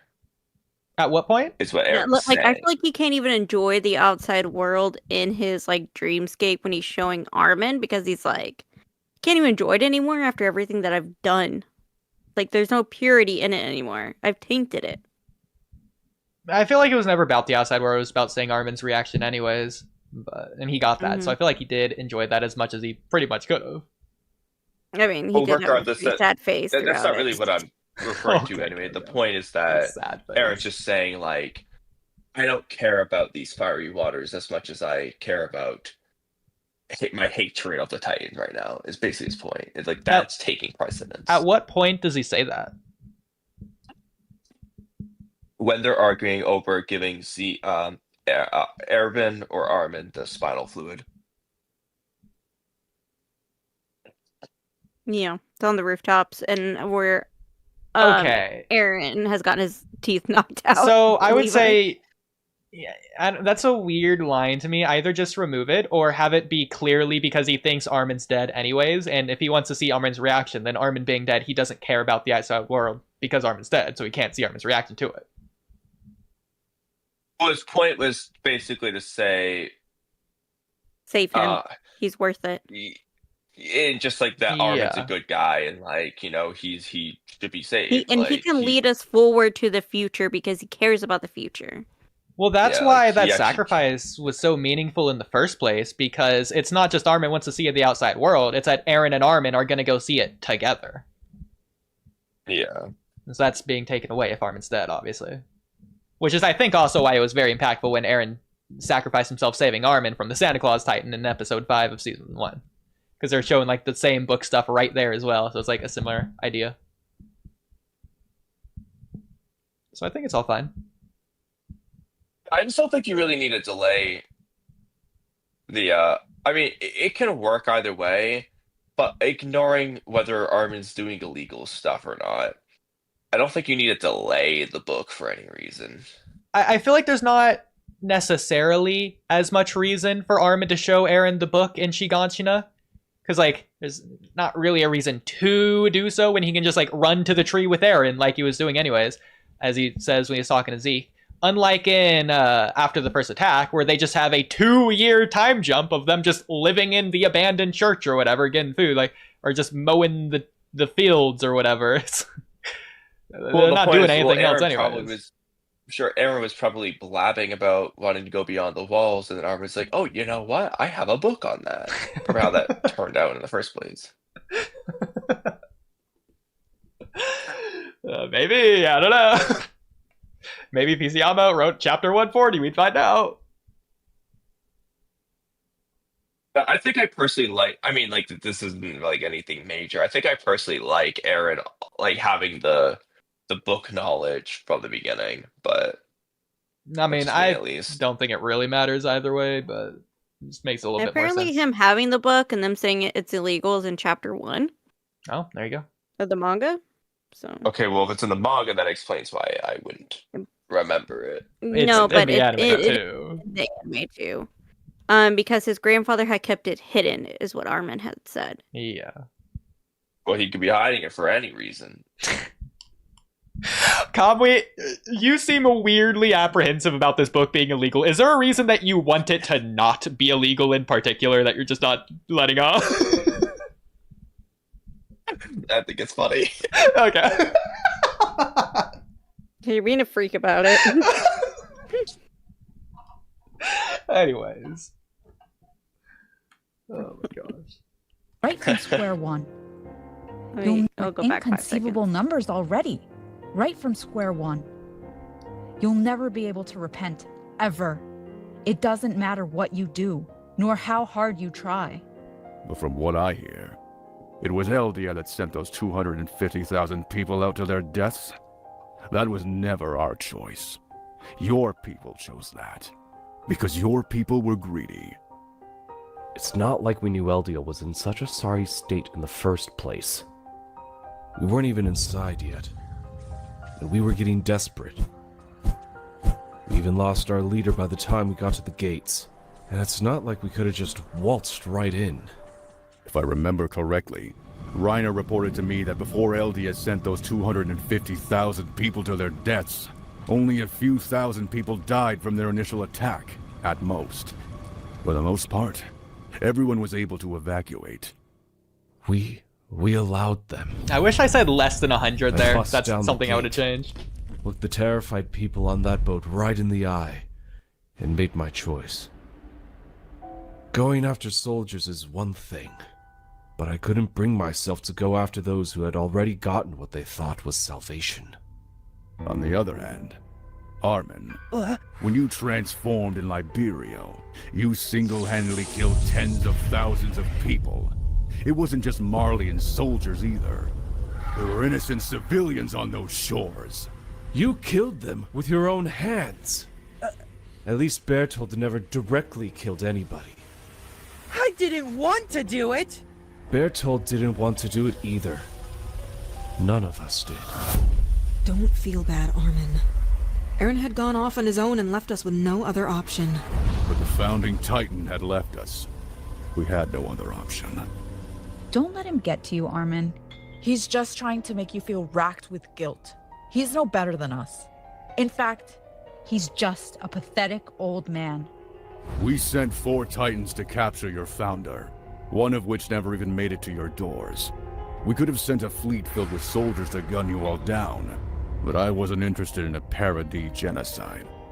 I just needed the founder to help turn the tides of the war your people started long ago. I didn't care how they did it. They just needed to find the founder and capture it. I really don't remember Magath being this hateful in the original, like in the series. No, he's not. No, Udi is making it way more hateful. Yeah. I'm like, bro, you turn the dial up to 100 on this man. Oh, This no, man did Cam, not- you haven't even seen the half of it yet. No, this was my most proud change. Also the biggest change, probably. Because like Magath, he like, even during the whole like, again, I'm forgetting everybody's names. What's the the Titan that's there in Liberia. The Jaw Titan? The Warhammer? Yeah, the Laura Timer? Warhammer Titan. What's the guy's name? The guy? Laura Tiber is a girl. Yeah. The Tiber Are you talking family. about Willie Tiber? Yeah, Willie the guy Tiber. Who wasn't the guy who wasn't the Yeah, but I Warhammer? was like the Warhammer family. That's the direction. Yeah. I got you. Okay, I don't know why. I'm just forgetting names lately. Oh, the type, but I had him pictured so well in my head. Okay, if only Judy, you I could think see she inside my has. brain. I think she has camnesia. Shut up. Okay, so him and Willie Tiber, whenever they're like talking with each other and going over like their whole plan and everything on how they wanted to reveal the situation going on in Parody, like he was pretty much telling Willie Tiber like, I know this is all fake, and I know what you guys did, and how you guys were trying to prop up this hero figure over here in Marley, and he was just kind of like, I see the whole political game you guys are playing. Yeah. You know, and like it's okay, whatever. Like, and he did take, because like whenever in the beginning of the 4th season, whenever the kids are in the trenches, I can't remember which kid it was. Again, I'm forgetting names. It was like a little blonde-haired kid. He was like, maybe it was Porco's brother. Falco? Marcel is not blonde. Maybe it was a different kid. Maybe it was one of the kids that died. Falco? In the Liberio attack. Colt did not die in Liberio. Girl, I don't remember them. Maybe it was just some random blonde-haired kid. I don't know. Okay. But he was talking to McGath, and he was like, I think we should do this, this, this, and this. And McGath is a military official. Like, he should not be taking... He should not be taking these people seriously. Cam, I will say Reiner did that at one point in time. He's blonde and a boy and was on that battlefield. No, it wasn't him. Okay. It was like with Gabby and the kid with the glasses that ended up getting trampled. Yeah. And McGath like took his recommendation seriously, and he said, "All right, let's do that." I think it's and then Colt. Okay, Colt then. Falco's older brother. Oh, okay, it's the older brother. Okay. Okay, probably. And then when Gabby's like, oh, I want to do this plan, where she's like, oh, help, I'm like a refugee or whatever. And she's like, psych.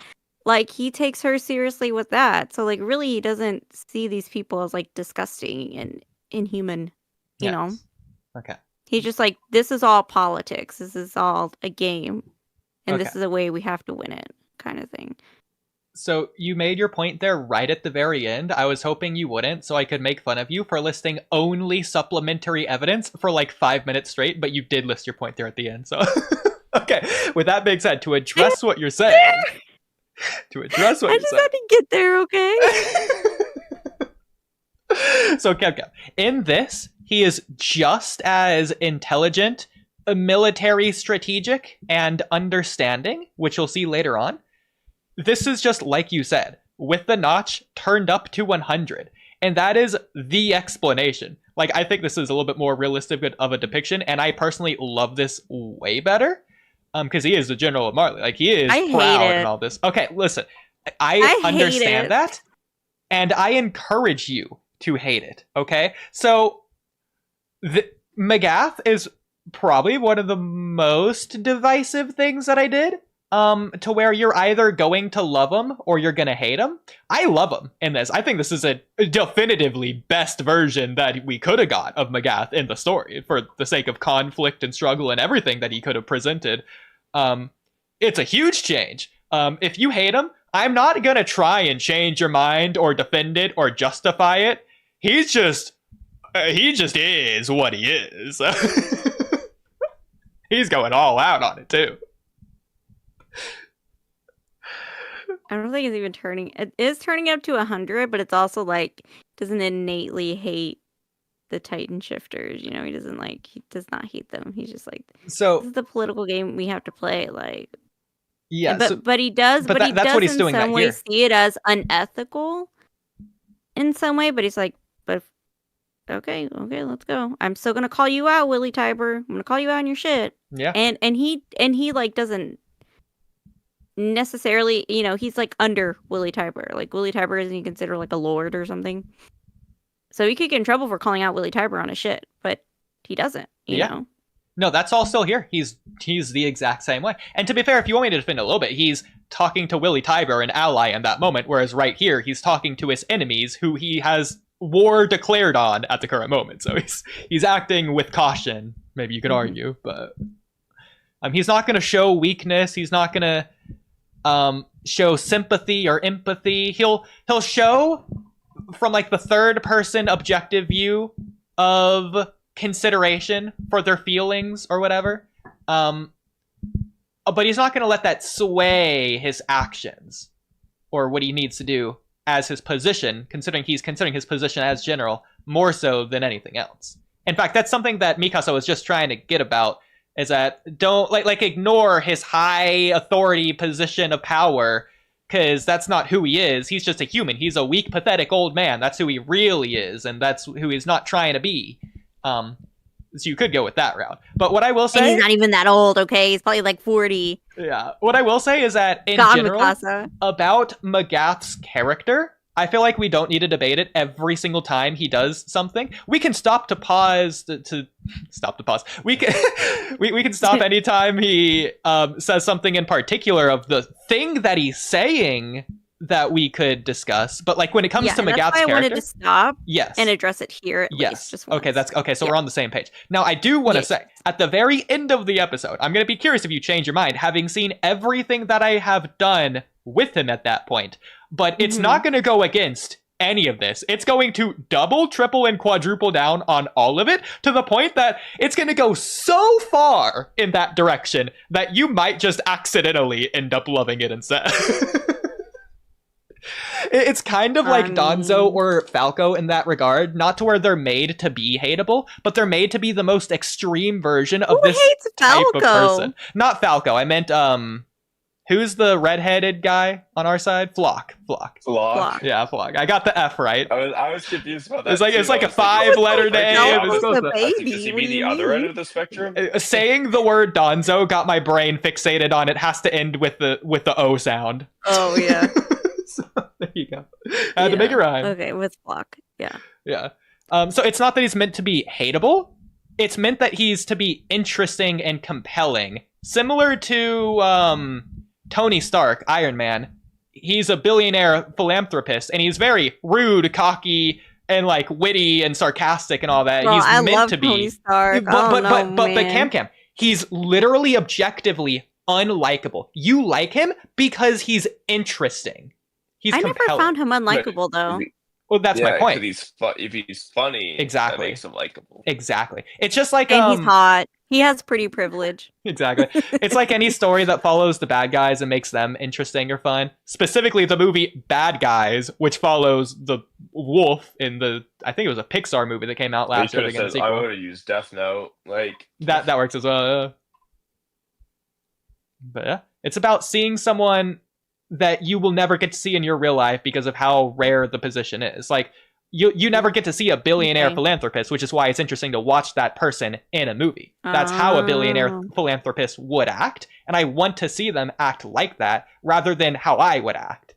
Same with Shrek. He's an ogre. I want to see him being an ogre because I know what I'm like. I don't know what an ogre is like until I see the movie Shrek. Same with the General of Marley. I don't know what a general is like. Well, let's see what a general is like if you take that and make him the most generaliest general of all time.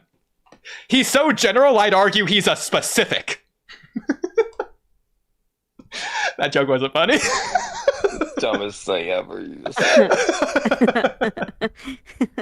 I wasn't going to laugh until you started giggling. I couldn't hold it back. Okay. Feel free to play the episode and pause whenever you have something to say. I'm gonna go to the bathroom. Okay. Yes, we trained them, but for the unpredictable. We didn't know what was over there. It was their mission to navigate unknown enemy territory. They made their decision in the heat of the moment. So, blame them. They're the ones who destroyed your walls and let the Titans in. They I came love up with word. that on their Blame own. them. In the heat of the moment. They were the ones who What did it. they did was never my plan. Even if I am responsible for them. But they were only stupid brats who were doing what they thought was best. So, your blame won't get you very far. You should have just left us out of it. Don't you realize how much senseless suffering you've caused us? You weren't using the power anyways. You took our innocence away! Wrong. Reiner and Bertolt, not me. They took away the innocence. I didn't do it. Somebody else did. I was just directing the show, okay? I know that was my favorite line so far. No, not me. Rhino and Bertolt. They did it. Blame them. He's sitting right there. It's like it's unreal douchebaggery right there. What a loser. Not me. Rhino and Bertolt. Blame them. That is so brutal, bro. Throwing him Like, under you the said bus. it. You said it only gets worse. I actually am looking forward to whether or not I think it's better or worse. I'm just looking forward to how ridiculous it gets. If he throws it any more of those lines, man. I'm gonna love it. Oh my god. Okay, can you actually rewind it like 20 seconds? I want to listen to this again. Out of it. Don't you realize how much senseless suffering you've caused us? You weren't using the power anyways. You took our innocence away! Wrong. Reiner and Bertolt, not me. They took away the innocence of the children. Wrong. Right on Bertolt, not me. And he just throwing him under the bus. He's even throwing Berthold's dead corpse under the bus. But Uh-oh, it's pause. Just Cam throwing has the a problem. suicidal, like, depressed your boy and the dead kid on the bus. Okay, so what is it? Oh, we're just dying laughing over wrong. Rhina and Bertolt, not me. They took your innocence, not I. I was just directing the show. See? Okay. And what are you doing? You're dying laughing. Over what? Oh, the character Cam hates so badly. I hate that he said that though, but it's good. Like it is ridiculous. Yeah, I hate that he said it too, Like- which is why I love it. Like, bro, you're even throwing Bertold's dead corpse under the bus. Yeah, bro, he wasn't gonna let that slide. He doesn't let anything slide on this episode. I love how he's just like wrong. They did it. Look, he's right there. Blame them. You said it earlier. He's like, no, blame them. It's so good, bro. I mean, the voice actor for Magath is pretty good though. He You. deserves his flowers. Yes. Living in Shigantian and Trost, not you. Well, the lives of the civilians in Stohess There and you go, Orval had Cam. nothing to do with this? Yeah. That was There you your go. doing. You chose to involve them. Reiner and Bertolt, they didn't choose whose lives to ruin. They simply chose the closest wall.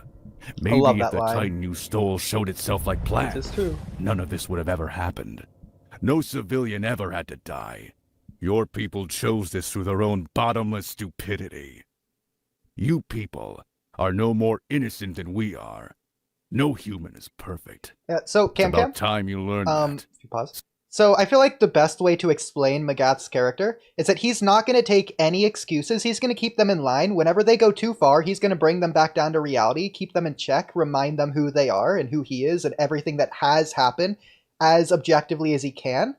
I feel like okay, well, first of all, what do you think about that? Well, that might be true, but bro is not going to take any accountability for anything. So I mean, yeah, saying that like no, wrong, it was them. I feel like that is not being super objective. Well, besides that part. Besides that part. No, he's intelligent. Like, he knows everything that happened, all of the history. He's specifically, like, the fact that he's dropping these names, these districts, and what happened in them, and why. Exactly. Which is He unrealistic. I knows, don't think he would actually know that in series. like, That's, off the just top of his head. Like, he came ready. He's prepared for this, as he should be. Yeah, because I would think that what's his face? Reiner. Why can't I? God, I need to get my brain checked. Because Reiner, I'm assuming would have given all the details, you know. Well, the only thing is, Reiner, unless he just inferred it through. I don't think Reiner doesn't know about Stoaz because like, he wasn't there. They didn't tell him about it. He doesn't know. They're getting their intelligence, yeah. So like, Yeah, Udi, how would he get his intelligence?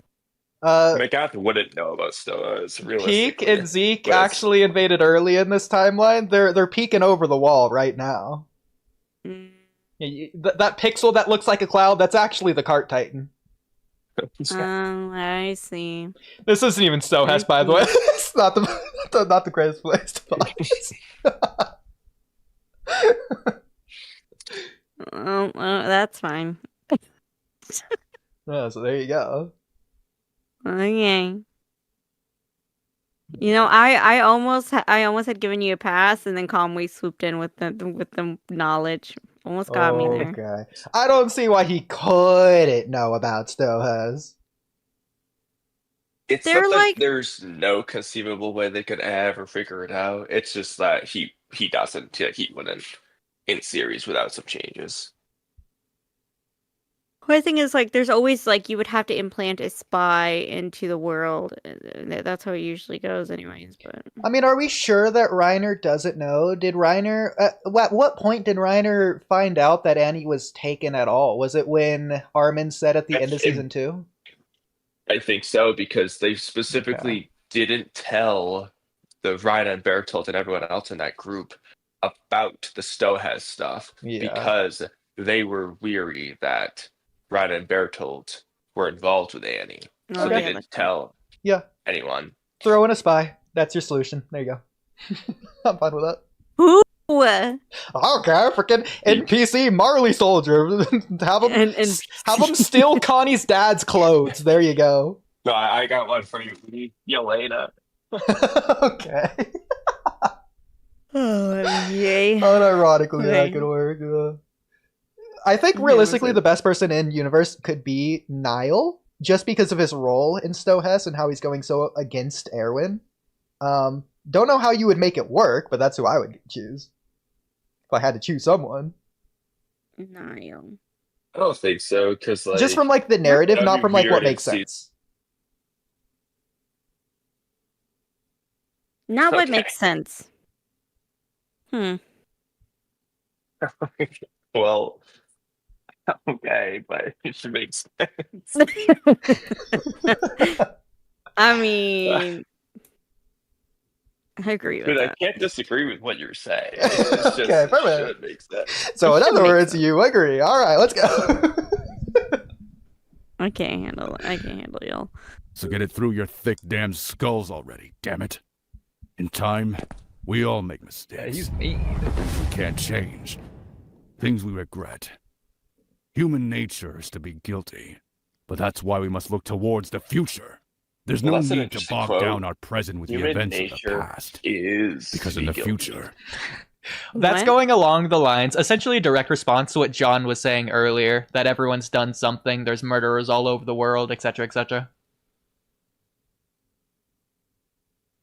But I'm glad you... nature to be guilty? I'm glad McGath thinks it is. To be guilty. Human nature is to be guilty. That's it. Human That's nature all is human to nature feel is. guilty or to be guilty? To be guilty. Huh. That's a strange way of putting it, I feel like. I don't think so.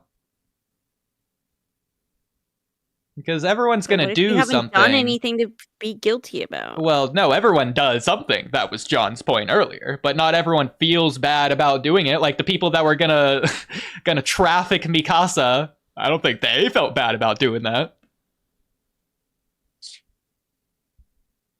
McGaff sure as hell doesn't feel bad in this episode. Good. That's true. Good. He's a mean old man. But Yeah, Kamui actually, yeah, McGaff's a hypocrite. He's saying, no, this wasn't my fault. It's Rada and Bertold. But human nature is to be guilty. So what is McGaff guilty of from his perspective? Yeah. Miguel? For not washing his hands after he pees. He does say later in what way that he's responsible. Well, he just says straight up verbatim later on that he's responsible for them, even though they're to blame. I'm responsible for them, but it's their fault Yes. at the end of the day. Yes. That's exactly like Was it's he basically what a he's manager's guilty of role being- is. What was he guilty of being responsible for them? That's not a guilty. That's not really guilty. Yeah. Well, he's Okay, guilty of that's just everything his they've position. done, but it's their fault. No, he said to blame them. That's not how guilt works. Well, that's how that's how fault works. Okay, what is the definition of guilt? So was he guilty? No, the definition of guilt. There's guilty. Human nature. That's the definition. The feeling Guilty. of having done something wrong. This is the most common understanding of guilt. Guilty. The No, feel- but we want guilty. Okay. Culpable of or responsible for a specified wrongdoing. Justly chargeable with a particular fault or error. Conscious of or affected by. I feel like not the last one. He has to be responsible for a specified wrongdoing or justly chargeable with a particular fault or error. If he's saying it's not my fault, I didn't do anything wrong, he's not guilty. But he's saying human nature is to be guilty. Is McGaff saying he's not human? To be well, he is saying he's a general, so Generals aren't human. well, he also does say that he's willing to be a devil for his sake as well, for his people and all that. So you could argue to an extent, seeing himself as a general, he's just doubling down on that from his perspective to not be a human, so he doesn't hesitate or waver too. So he doesn't let his humanity get in his own way. You could argue it like that. Yeah. Well, he then he blames her. Listen, you gotta get that Bertold name drop as many times as you can. Okay, this is an Udi episode. I really hope he keeps saying like, no, blame that. He's gonna say a lot of stuff like that for sure. Perfect. Making them aware. That's why we must look towards the future. There's no need to bog down our present with the events of the past. Because in the future, the present will just be an extension of that regret.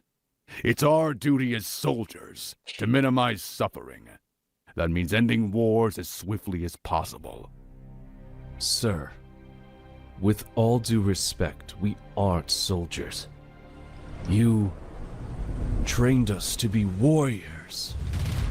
No mercy. Mercilessness is mercy on a grand scale. That was the intention from the beginning. Don't you understand that? After all this time? Seriously? Do you need everything explained to you, recruit? You're seriously as worthless as the day your sorry ass first walked up to boot camp.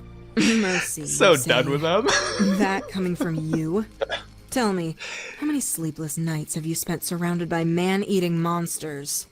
That's nature. And you had walls. You escaped to your own deluded world of peace for 100 years. You can't be angry the rest of the world dragged you back down to our level. Again, it's not like you were at war. And we weren't asking you to fight in it. We allowed you to stay out of it. It's a shame that taking the power meant that one person had to die. But And it would have been a quick I death know. regardless. I was Don't like, be wait, who's selfish talking? and think of the bigger picture. Think of all the lives it could have saved. All those years of needless suffering. For what? The least you could do was give up a power you weren't even using. I didn't care how they captured the Founder, and I gave them more than enough time. Even after years, I still didn't launch a full-blown invasion. Despite Ali's refusal to cooperate, I merely sent over 2 more Titans. And look how that turned out. I made the choice to decrease our battle power over here by sending away our greatest weapons. And some of those weapons were stolen. The whole world is at stake. Forget about humanity. You devils lack empathy anyways. This isn't just our world. If we don't save it, Eren will level it for you as well. You won't have a planet beyond the walls either. If you won't save it for us, at least do it for yourselves. Selfish cowards. He said the thing! Save the world? How ridiculous. It's almost laughable. What a fantasy. It must be nice. You can sit there and pretend like all these unrealistic and impossible ideals can actually happen, exactly the way they are in your head, because you haven't experienced that disconnect, have you? That feeling of being completely powerless that I was born into. The nightmarish reality that is this cruel world. Eren was right. At the very minimum, humanity needs a reminder. The proof is sitting right here in front of us. So how far off of the midpoint is this? It's like 25%. That's hilarious. It's really got extended. I think this looks official the way I did this, so I'm pretty proud of how I made this look here.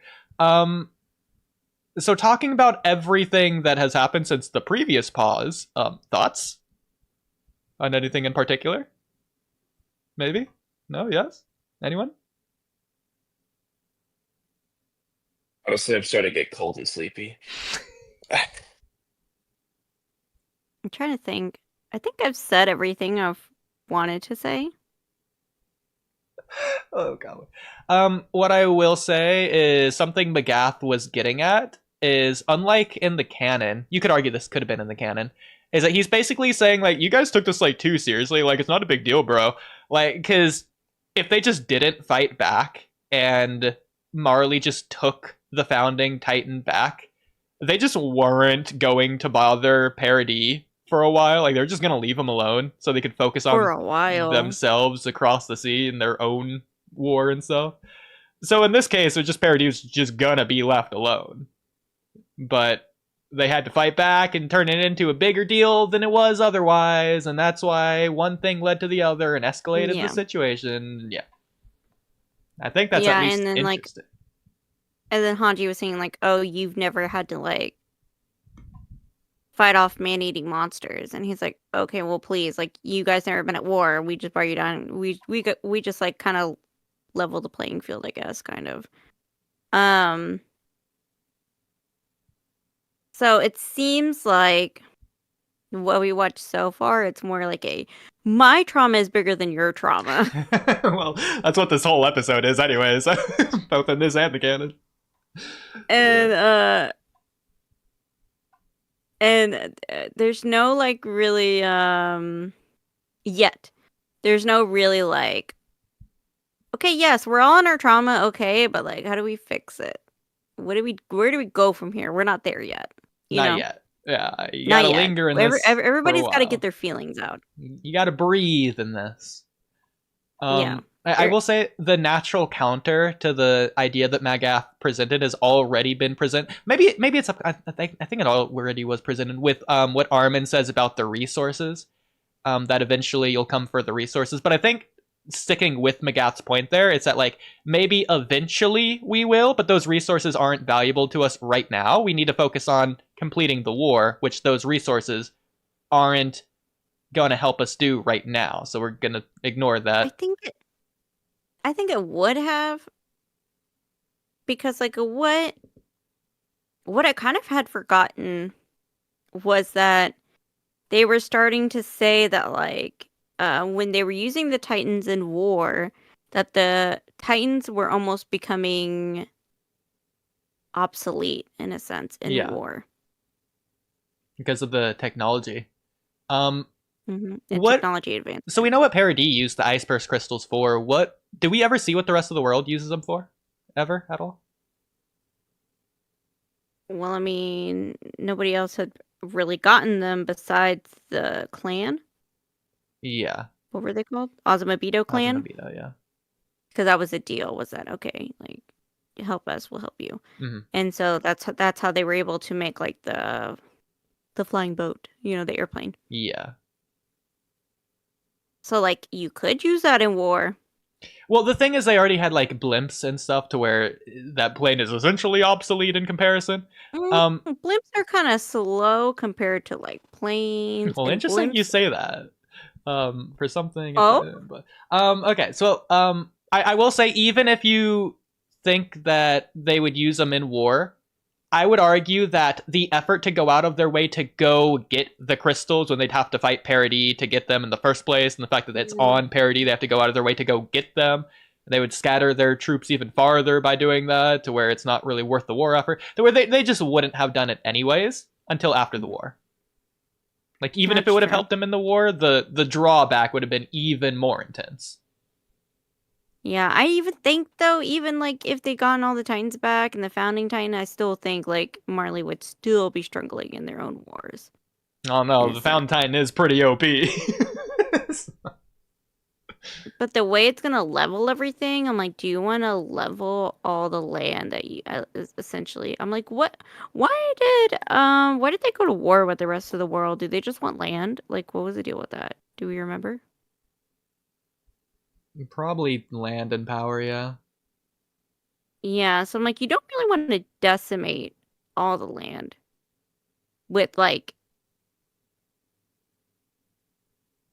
I mean, even the rumbling didn't decimate the land. Like, 2 years later, freaking full-on trees are growing on those footsteps. That's true. Which sort of goes against McGath's point that Eren's gonna ruin the world for you, too, but maybe just remove that part of this. Which... let's just sweep that under the rug. The world was actually fine. Yeah, but I would have to think, like, the Colossal Titans might have caused some landslides. Maybe they caused some floods. Maybe they broke a couple dams here and there. You know what I mean? Yeah. I mean, what was... Hypothetically, let's just say in canon, Marley does get the Founding Titan. What were they gonna do with it? That's what I'm wondering. What were they gonna do with it? Well, I think the easiest thing to do is they would essentially just do the mini rumbling, but from, like, their perspective. Mm-hmm. Yeah, because they have Zeke. Yeah. But who are they going to feed to get around the... Do they even know about the vow of renouncing war? They probably do. I thought they didn't. No, they don't, actually. They can't. Yeah, that's the point, is that they don't. Well, Zeke knew, though. Yeah. But... Yeah, that's what I was going to say. Like, there's something they could do with it. Yeah. Yeah, so it depends on whether they knew about the... I don't know if they knew or not. Well, they couldn't have known, because that's essentially Willie Tiber's point of his speech. What? True. Yeah, the King only, like, used that as a threat. knew. Like, some people knew, but like the owl and stuff knew, I guess, but not everyone. Yeah. The owl is like the character we got to see the least. Who's the most important, probably. Just know nothing about him. Yeah, I'm not gonna lie, I would have liked to have seen more with him. Yeah. Okay. And I wanted to read this quote, that's why I had paused it here. Yeah. Okay. By accepting that some people will engage in crime no matter what, prevention techniques might be able to target the specific causal effects to stop them before they happen. It's basically combo the nature or nurture argument. So where is this from? I think this is from, in fact, I'm pretty confident. It's from one of the I think it's from the ending credit sequence of, what's it called? Not Death Parade. The show, the pre-crime show. In the in-depth podcast. It's, Psychopaths. Psychopaths. Okay. Yeah. Oh, it's by that one dude. That's so helpful. I don't remember his name. But yeah. I remember the quote now. Okay. Well, there you go. I remember the quote from the show now. Yeah. It's the one who they argue about, like, right at the beginning. It's someone, all right. Who Kogami and the villain argue about, pretty much. You know what? Let's just say it's Rob, just so that Rob can be even cooler. I mean, I know who Kogami and Rob are, like, the same. They're same. Okay. No, that wasn't him playing Kogumi. That was Rob. They just used That was it. Rob, bro. They used it for Kogumi. Like, I keep wanting his name is Tsukishima, but I don't think that's his name. I don't know. Maybe I first think name, that's last another name. person's name in a show that I'm watching that I'm just putting onto this villain. I mean, it sounds right. You know, and I think they're arguing back and forth, like, oh, like, you want to quote this guy? Like, anybody that quotes him is an ick, bro. Yeah. I know how they word it. I think it might be him, but I don't know. Mm-hmm. But I think the quote stands for itself of why I'm using it in the episode. I think it's pretty self-explanatory up to this point, especially based on what like John was saying, that there's no innocent people, and then Magath clapped back. But yeah. So would this be the case that are you using this quote in a sense that I guess Marley against, you could say Marley against the Eldians? Like, we know you guys are going to engage in some type of bad behavior, like you guys are inherently bad, so we need to do some type of like it says in the quote, preventive techniques to keep you guys like under control, basically.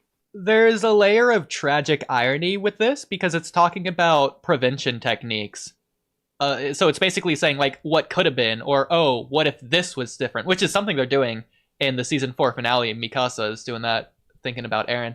But like obviously at this point it's too late. The rumbling's already started. Eren's already going about it. It's mass tragedy has already occurred. So the crime happened no matter what.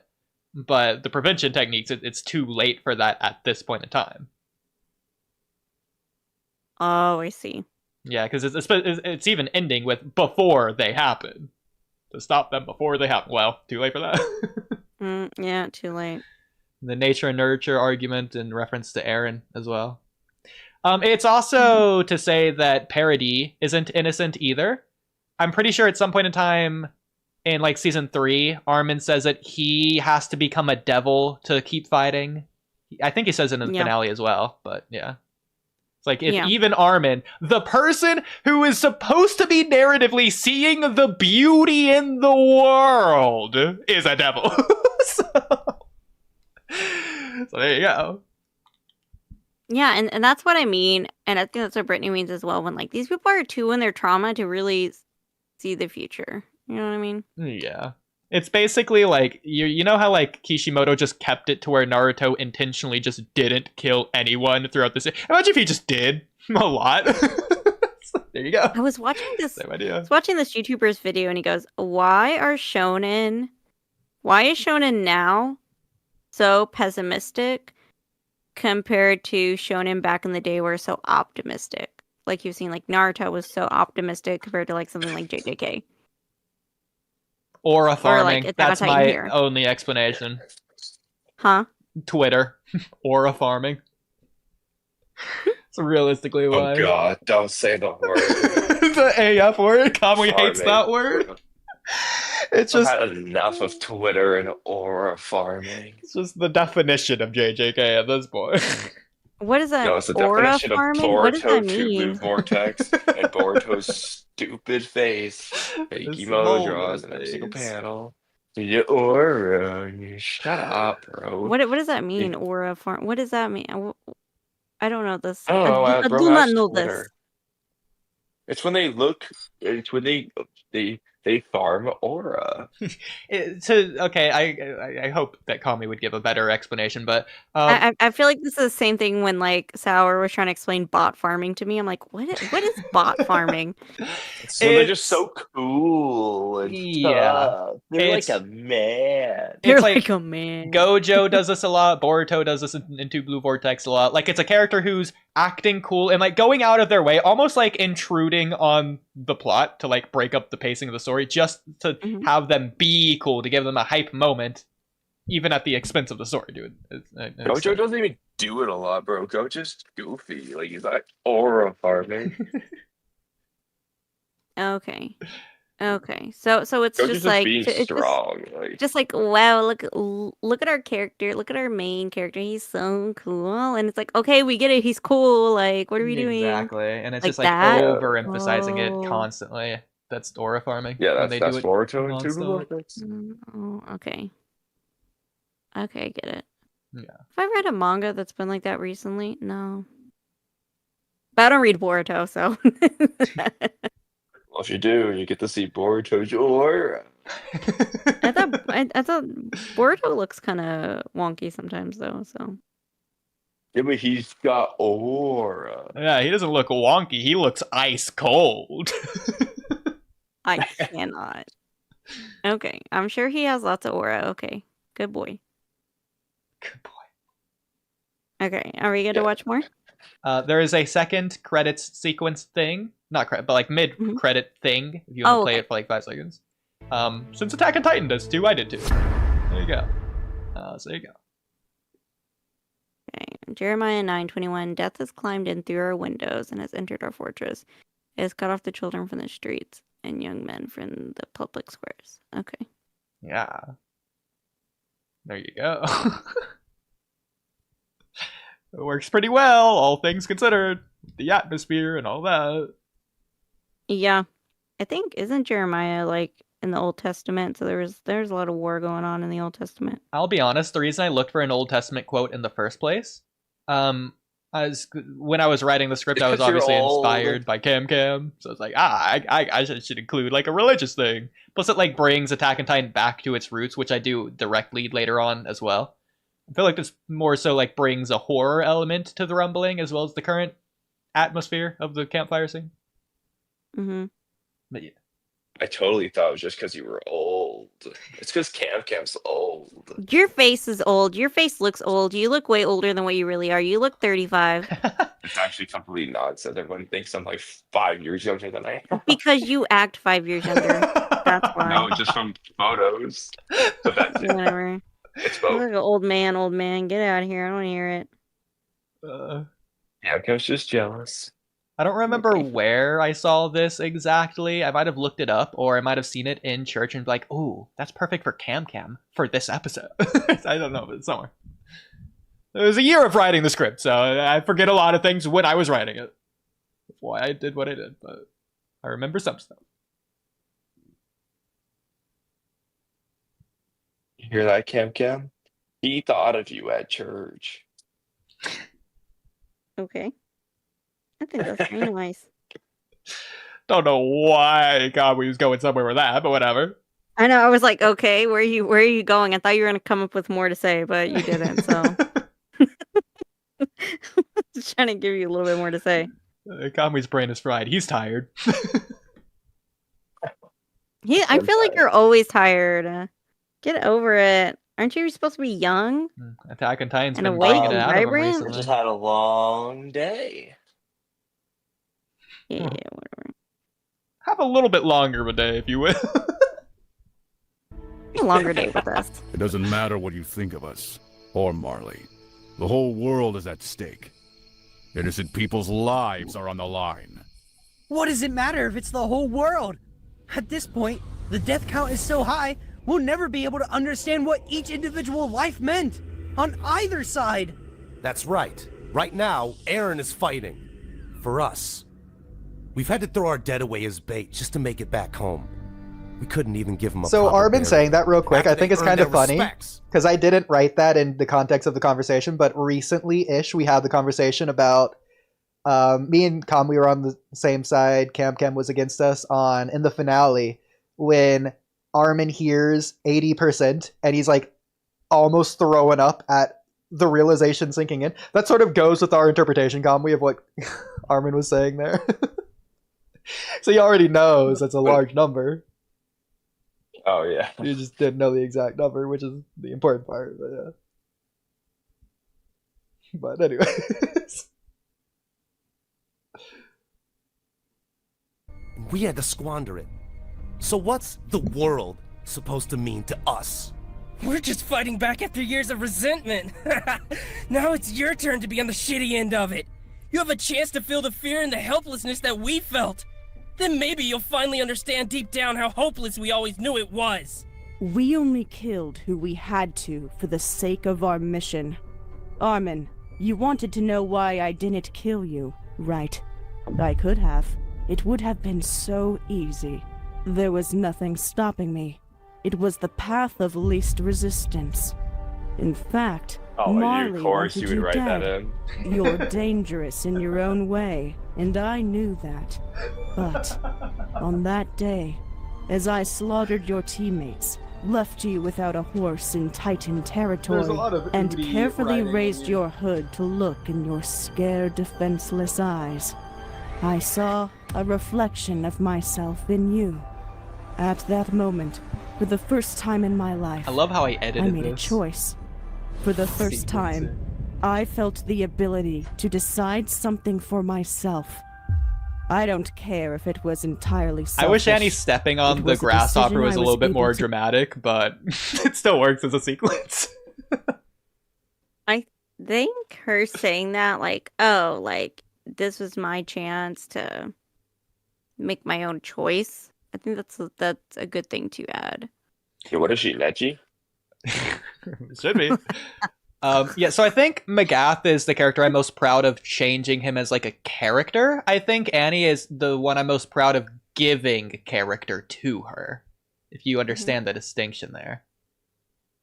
And then just adding things. Yeah, and then same with Eren and Armin. I feel like I explain things for them pretty well too. Yeah, Space sent me a video, and yes, Space, that is a video that I'm talking about. It's The Death of Optimism in Modern Shonen. It's by Shout out Space. Pint is here. Oh yeah. I just don't want to mess up the screen. I'm too tired to go back and forth between windows, okay? But you know what? I'll put it in Discord later. You know what, Space? Put it in the Discord. Yeah, there's incentive to join the Discord. Put in Discord, love you, Space. To make, all on my own, with nobody guiding me down a path or pressuring me into what to choose. It was so freeing. At that moment, I realized something. I'm not an Eldian or Marleyan soldier, nor a Titan warrior, and I'm definitely not a heartless bastard either. Armin, the reason I spared your life is so simple. It's ironic someone as smart as you hasn't caught on. It's because I'm just like you. I'm human. You're not! I already told Eren that you cast your humanity aside! The fact I told you to not join the Survey Corps is quick. proof of it. Yeah. Did Armin just say that? Yes? I had a feeling you were going to comment on that. Okay, Armin would never say.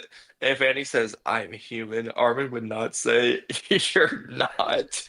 First of all. And second, his reasoning is hilarious. I already told Eren. To beat you, we have to cast aside his humanity. Yeah, he did say that, though. That's the reason I wrote it in. He canonically told Eren that.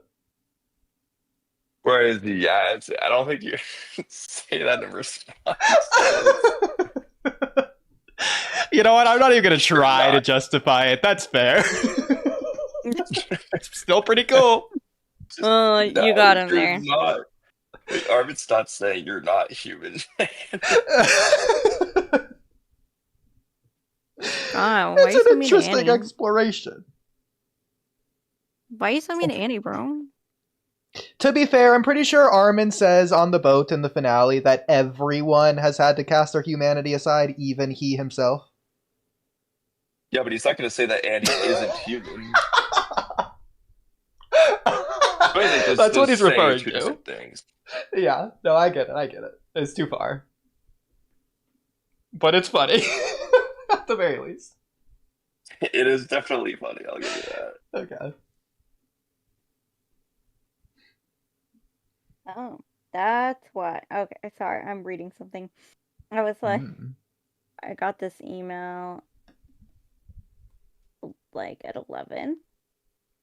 And apparent like I had lost internet for like the couple days, and I was like off and on. I was like, what the heck is going on?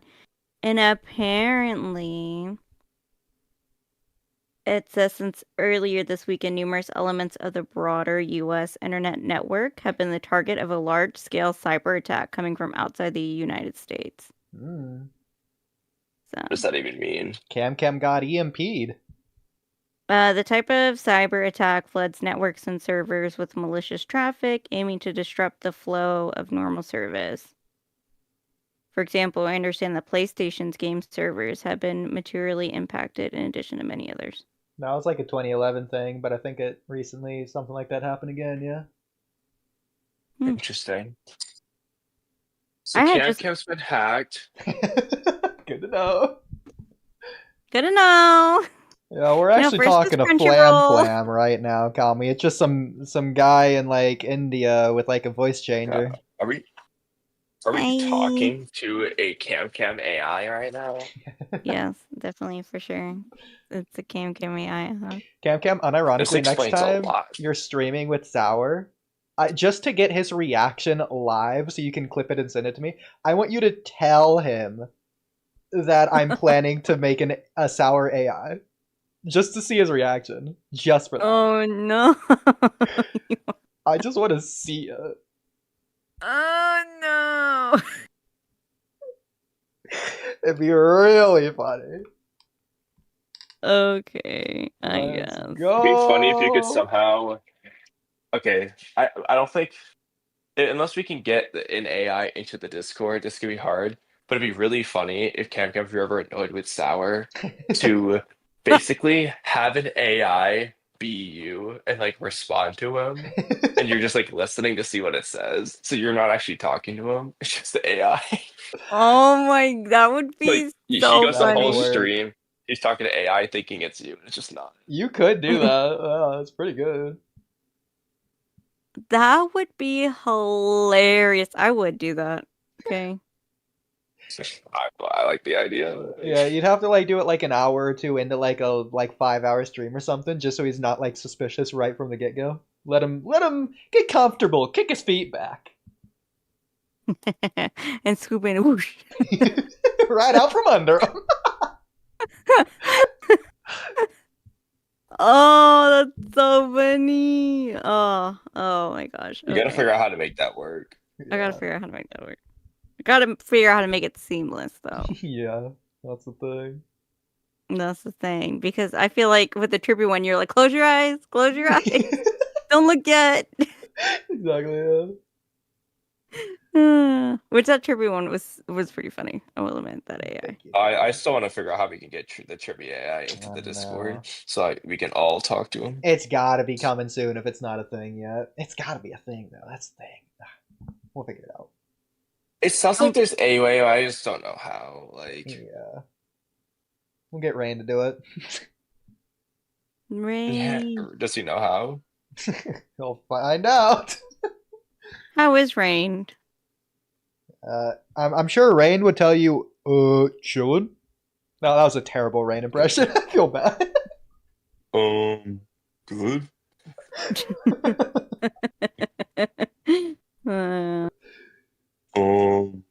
I'd be chilling. It sounds like exactly like Rain. There you go. Okay, thank you, Rain AI. I appreciate it. Thank you for letting me know he seems great. AI.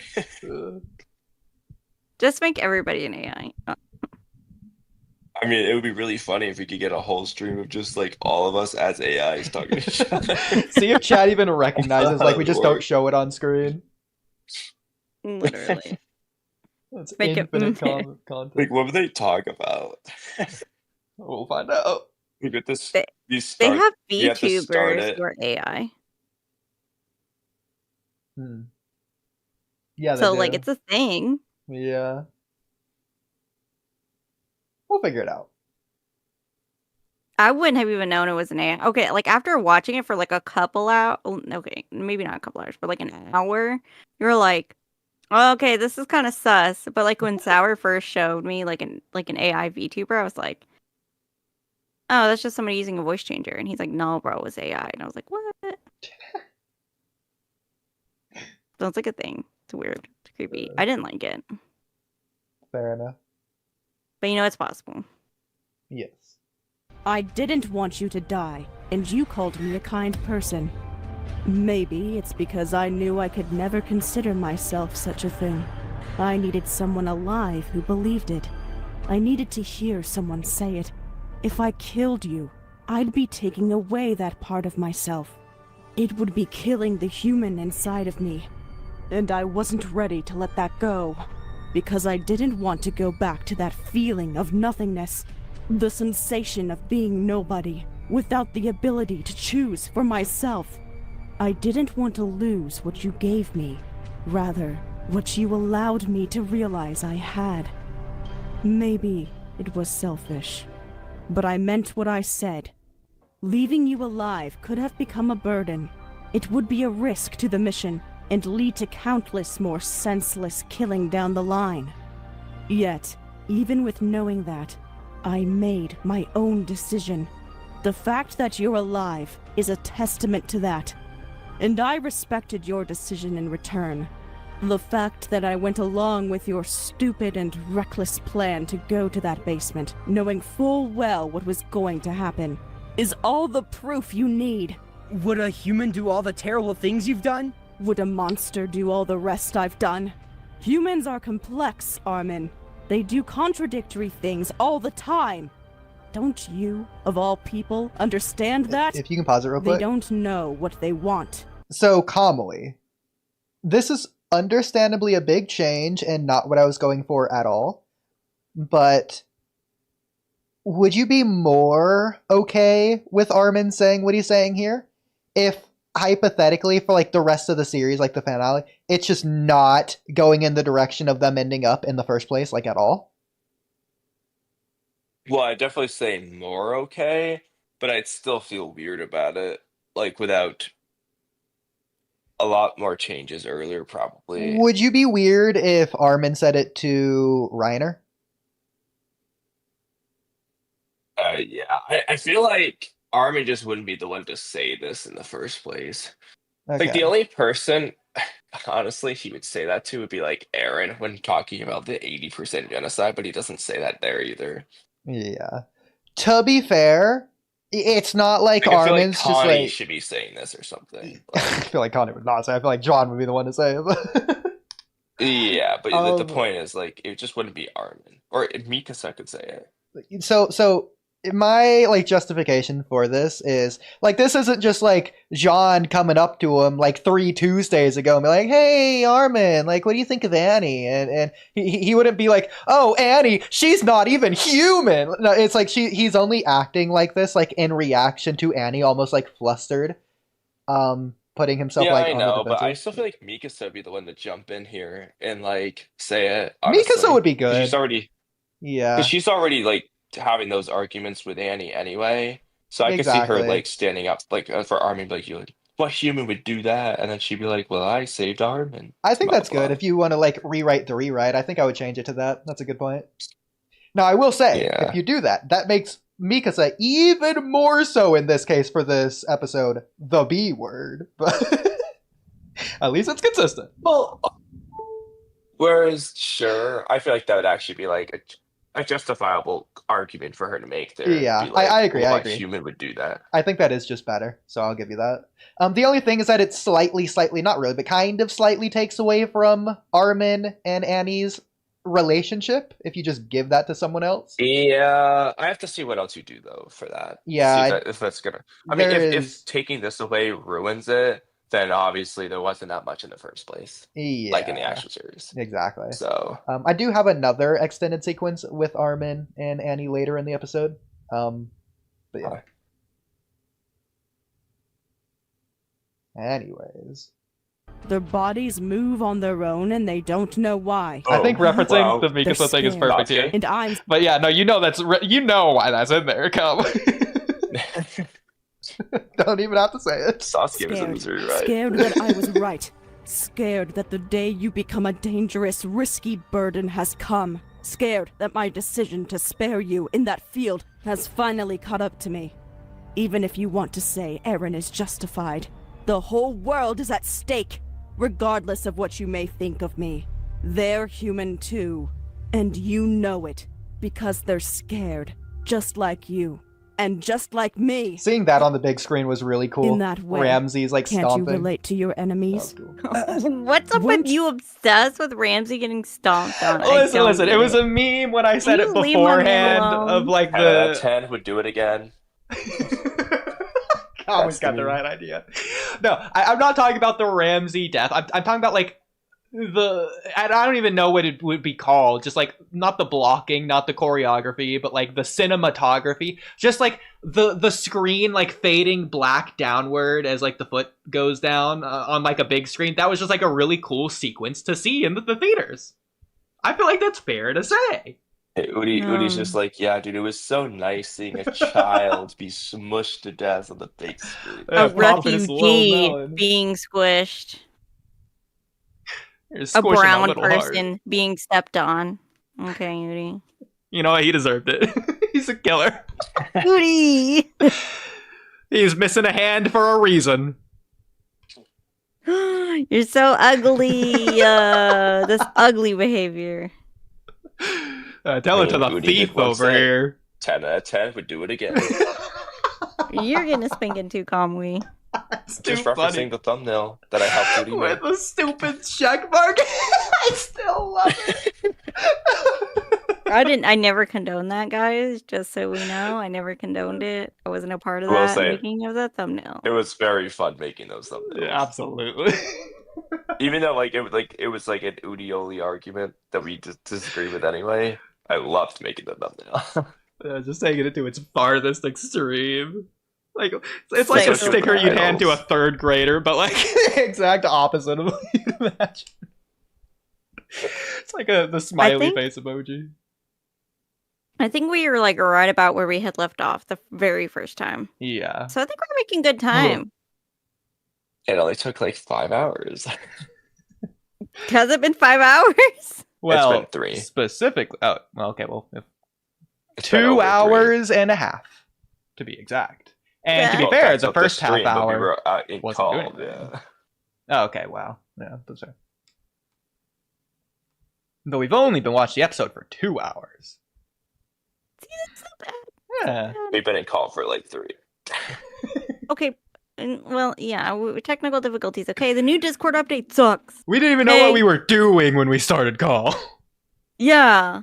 Jeez. True. We're still debating. Yeah, what? Do you not want us to do a warm welcome, Kamui? Next time there's no hellos to go around. It's just going to be stream started. Hey guys, we're reacting. Go. Hey, we're not friends. We're only coworkers. We're only here for work. No greetings. Yeah, what do you think we are? Mellow? We gotta stop doing this. Is good. I was gonna make a Mellow reference. This is more like community service. It's not making anything anyway. Wait, what about Mellow? He's a lovely individual. You were describing Mellow. Why? Just standing on business. We're here for work, and we're not friends. Who did Mellow say that to? The world. Okay, but who was he saying that about? Hello.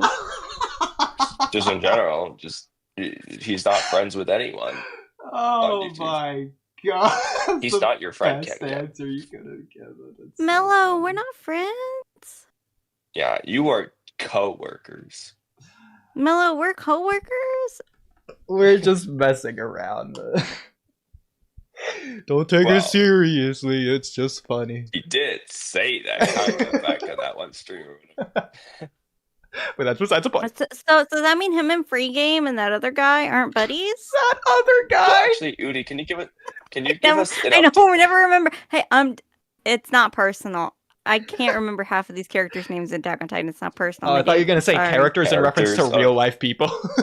I was going to say, wow, so Bara is a character in Attack on Titan? Bara. Okay, I need to write this down. Bara.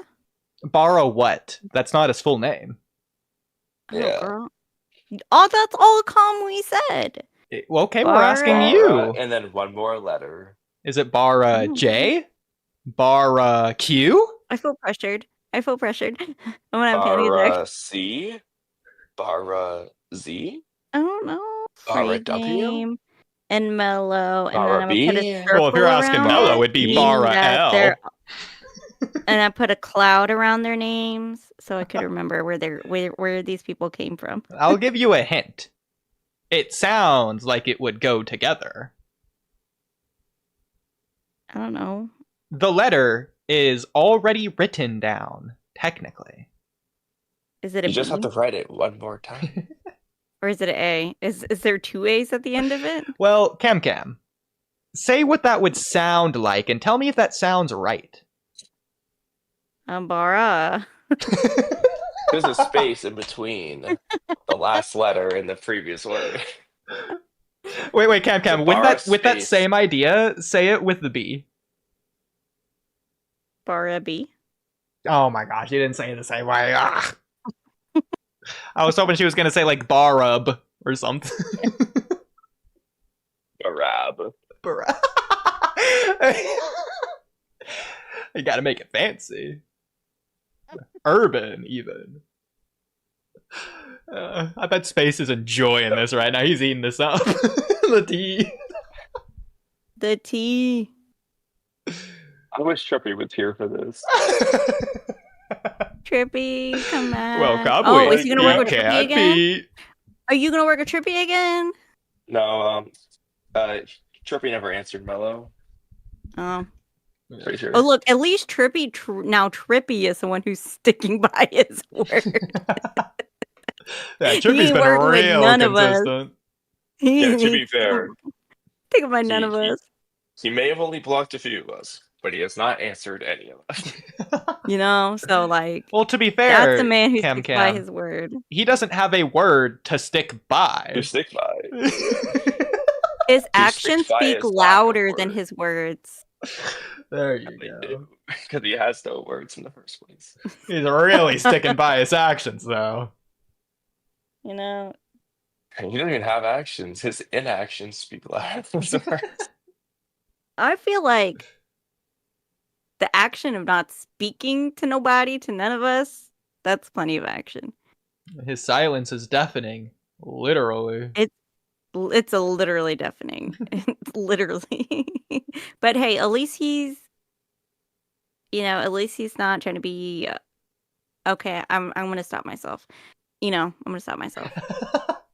She wasn't willing to go that mean. I'm a kind person. Remember, Cam, God's watching. Yeah. Anyways. So is Trippy's AI. Hi, Trippy. Okay, anyways. So anyways, Mello, we'll see you when we see you. Yeah, in like a week. Yeah, Yeah, never talk to you soon. again in a week.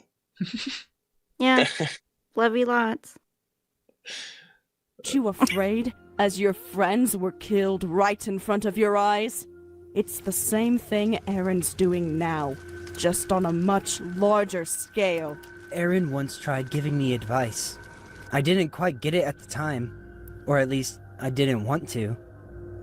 He told me that unlike myself, the reason he's able to stop himself That picture from took trembling so when long to faced with make. a titan If is you want to because pause he it, transforms there's a his- couple pictures that took so long to make that I ended up just not using.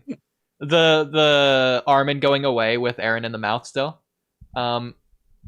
Here, I'm gonna share my screen. You can keep sharing your screen, Cam, just so you don't have to get it all set back up again. Just so you can see. Okay. Yeah, no worries. So I'm gonna go to my Attack on Titan folder, probably Titans. There's a couple Titan things in here that I made that I didn't end up using for one reason or the other. I never found room, or it looked too goofy.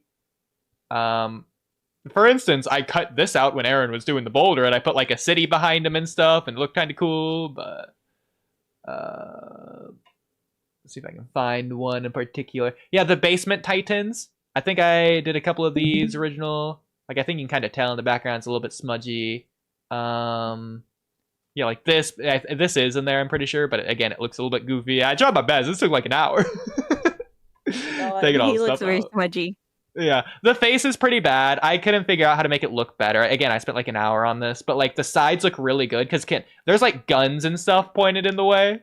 Oh, I think I did the mouth entirely. I don't think the mouth is there at all. I think it's just cut off. Or at least, no, I think it's cut off like right here with where my mouse is going. So it's like you get like the top 20% of his mouth. I did the rest of it. Like fix the lips and everything. So there's that one. Yeah. Again, I do think that one is in there. But some of them I'm a little bit more proud of. There's one in particular I want to see. Have to find it. Probably be easier if I was like going one at a time, but I feel like this might be a little bit quicker. Let's see if this might be one. But things like this, I would just like remove the character from it. None of these are it, but see, I want to find one that like I spent a lot of time on. It's funny. I listed this one as K-pop just because he looks like a K-pop titan. Oh my god. Oh, it's so good. This one I edited. I edited Mikasa out of this one entirely. And like the forehead I had to redo. I had to like redo all the background here, especially over here with the hair. I don't know if the original is still here. I think I deleted it, but yeah. That one took a lot of time. This one here might have fixed up the explosion a little bit. Took a while, but it was pretty cool. I think this one I removed the people over here. I wanted just the Titans by themselves for a lot of these, which is why I was doing that. Oh yeah, this one I removed the gun. You could probably tell. Not tell, but like you could see which scene this was from when they're in Tross in the basement.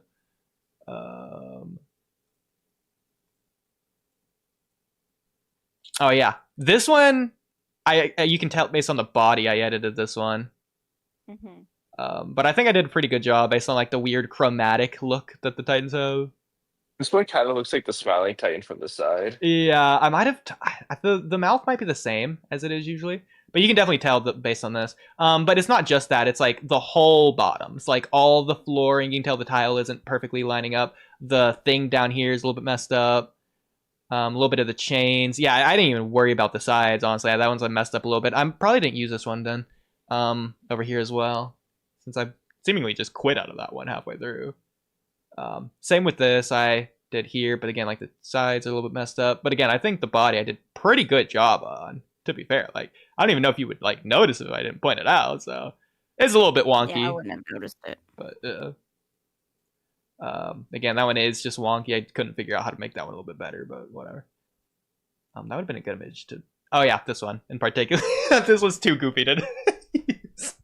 But I knew Kamui would love it. I spent a lot of time making this. Oh my god, the tongue. That's. I love it. Thank you. I hope that was It's worth like the licking time. it like ice cream. That was freaking good, bro. Like I had to make it look not dead, so I removed the steam and stuff, and like fixed the neck and whatever else I did. The Oh tongue, my god, the eye. he looks so creepy. I took out the people in You look front of silly. him. I fixed This some is of the. not a horror movie. Yeah, I fixed some of the bricks as well. You can tell a little bit, but overall it looks pretty good. Yeah, in fact, you can tell where the people's like feet were here a little bit. Yeah, you can even see the person's thing here. So I didn't finish this one, but I came pretty close. This one, I think you can tell I did a little bit. Yeah, no, I did. I remember I did edit this one because you can see the like steam line I did here. That one took a while. That was pretty good. This one you can tell took a while because the roof and like down here, roof here. But yeah. It's funny because his mom did it with her iced coffee when she was shopping with her baby. She just like put it behind like her purse, and the baby was like, "Oh, can't see it anymore. Okay, I don't want it. It's gone." Kamui, I was hoping you would love this one as well. I removed Thomas. Sorry, I looked away. Oh, that one's good. It reminds me of that Thomas YouTube video we watched. That was really funny. That's so good. I think that's it. Oh, this one. I edited this one a ton. I removed Eren, Titan Eren, in front of the wall here. I just went to the Titans. Yeah. Why? Wow. To show off the Titans. Because they talk about Titans later and how evil they are and stuff. So it's like, well, like no people in that, just the Titans would be pretty cool. They're like surrounding the building. yeah, removed Titan. I might have removed another Titan on the ground here that was like clearly dead, but yeah, because you can tell based down here. Yeah, I definitely did. Yeah, so Titan and another Titan. Okay. I think that's all. But just to make sure.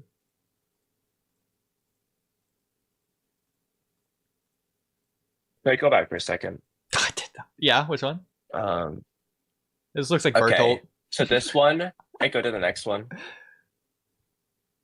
Not so much that one. Go left again. This kind of looks like a pure Titan Bertolt. Yeah, literally. Completely agree. Probably is what he looked like. That's funny. I thought this one was hilarious. I tried Gummy. I really did.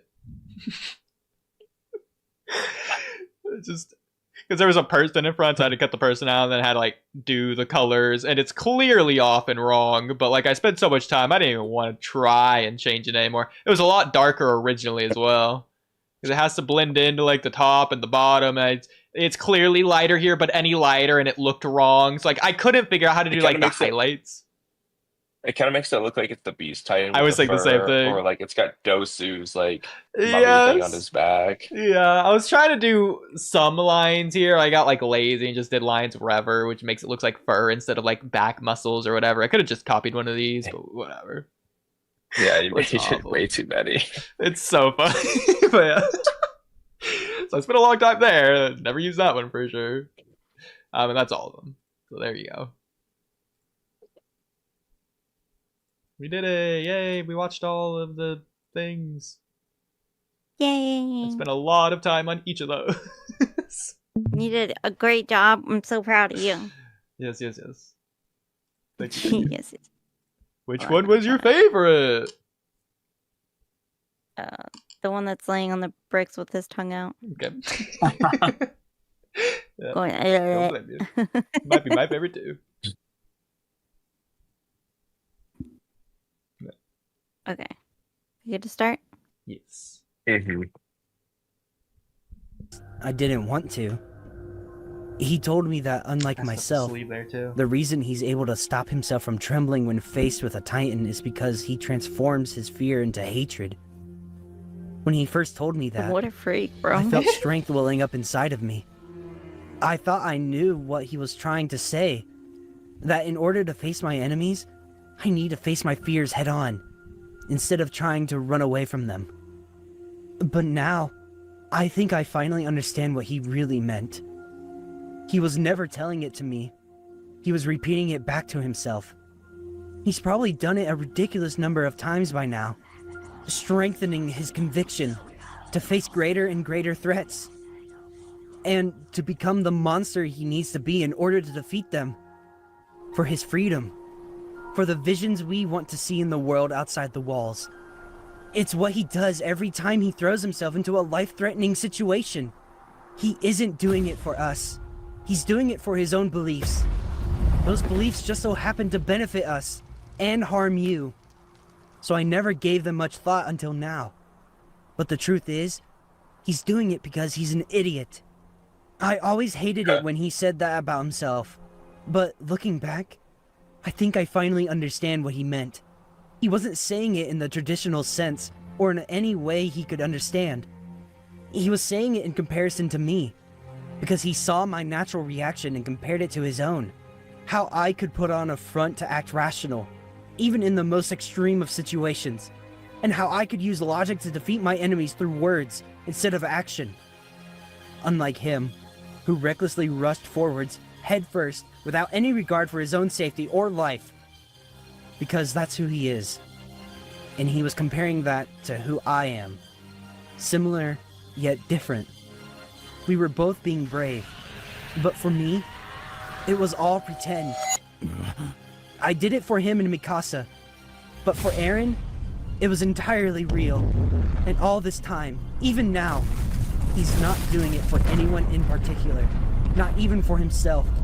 He's doing it for freedom. You can't possibly Okay, defend pause. him. He's going to kill. So, first of all, Kamui, you sounded like you had something to say there, or is that just nothing? Wait, what? I wasn't about to say anything. Yeah, okay. I thought I heard something, but that's okay. Okay. So I think that there was really, really interesting for Eren and Armin. There's more Eren stuff later on to explain Eren that I think you're going to disagree with. First of all, I kind of expect you to disagree with my explanation of Eren there a little bit, but thoughts, at the very least, I'm sure you would agree that it's interesting. That Eren is only doing it for his beliefs. Well, and not just the because end he thing knows- there, just like the past like 3 minutes, but Well, it's addressing what Eren says in the finale. yeah. But his beliefs just so happen to like benefit Armin and benefit Mikasa. It's not because which is why Armin never questioned it Exactly. in particular until this exact moment. he's not doing it for them, he's doing it for people like them. Like if he was born in Paradis, then hypothetically he would be doing it for Gabby instead. But yeah, and that's why Gabby's a mirror of Eren. well, I wasn't going with that regard, but I think this was very interesting to like show the compare and contrast between the two, the subtle differences of how they influence one another or change one another and give their own perspective on like how they are as individuals without one another. Just like explain things. Like this was going back to like, well, why is Armin brave when he's a scaredy cat? Well, it's because of Eren and Mikasa, as I'm writing that in. Here's like further elaboration on that idea, whereas before it was more so like a backstory. I feel like I elaborate that really well. I will say I do like that idea, I guess. That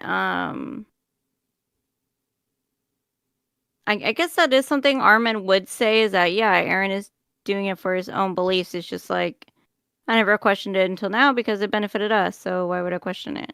Yeah. I feel like that is something a friend would kind of do in this, maybe not this type of circumstances, but in circumstances like you never really questioned your friend's motives because it can go like you might know your friend's kind of shitty, but you're still okay with their actions because it might be kind of in line with your actions a little bit until they go too far. You know what I mean? And then you begin to question them. Yeah. It's to show as well. It's because it's like a realization for Armin of who Eren is, but also like a revelation for why Eren is the way he is. To an extent, he is like Armin in the sense that, to an extent, Eren is a coward, but because of his beliefs, it shows why he can not only overcome that cowardiceness that you could argue is there, anger, but also like why he's able to do it, like how he's able to do it, and why it's like so extreme as it is. So it's like explaining a lot of different aspects there within like a very condensed amount of time. A lot of stuff packed into there. But yeah. He's able to transform his cowardice into hatred and anger, and that moves him forward. Because I feel like that's like a pretty big revelation for Eren's character with like the entire series retrospectively, just in comparison. It's almost like a plot twist, in a sense. Is it? Kind of. It's treated as one a little bit later on, so I might be saying that like preemptively, but I think so. Oh, yeah. But I always thought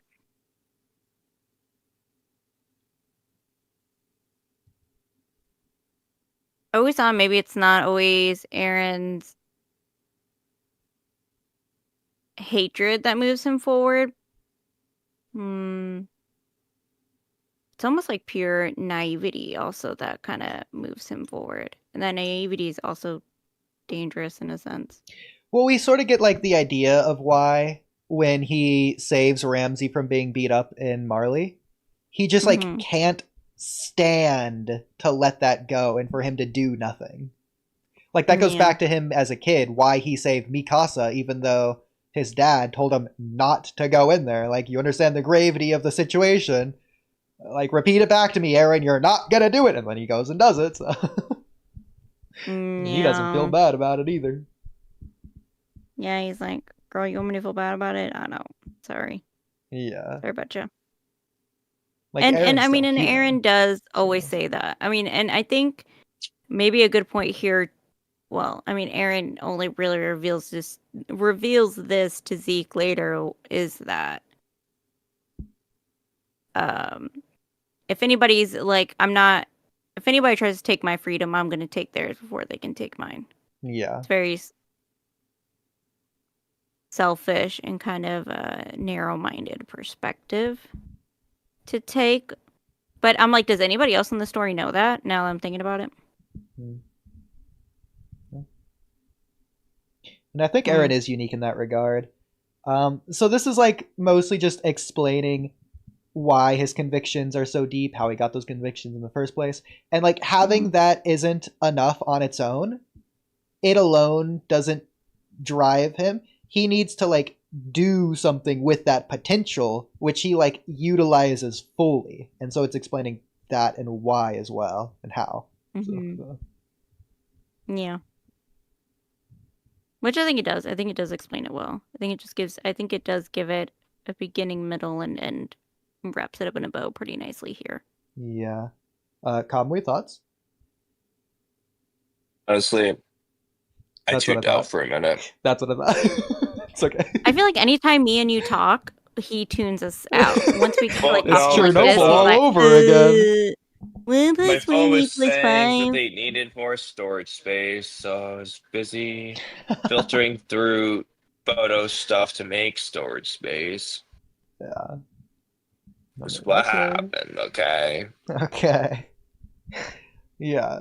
Generally, I think this is a lot more easier to agree with Eren thing that I'm adding in here. Later on, I'm just blatantly writing it knowing you're going to disagree with it. But yeah. So it's interesting to hear your idea on when it's a little bit more ambiguous here. Mm-hmm. It goes along with what Hannes was saying.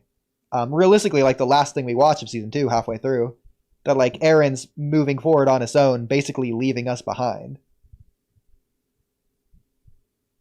Yeah, Like because that's- of his beliefs run a lot stronger than any of his loyalty to his friends. Yeah, I would agree.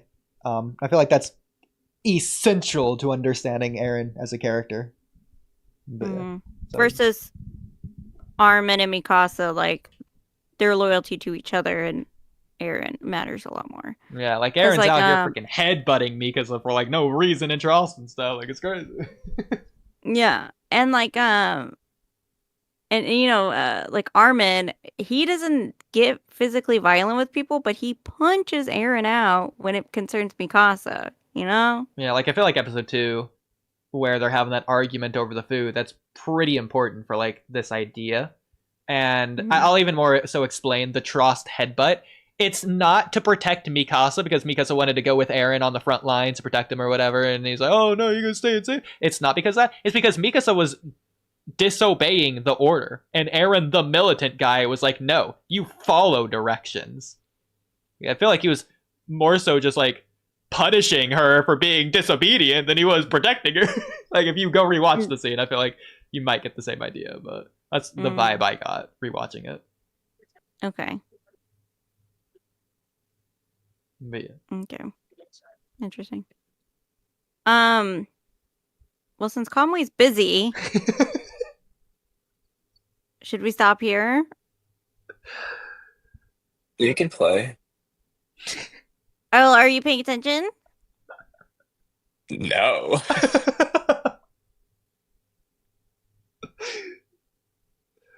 So what do we want to do? Kamui, thoughts?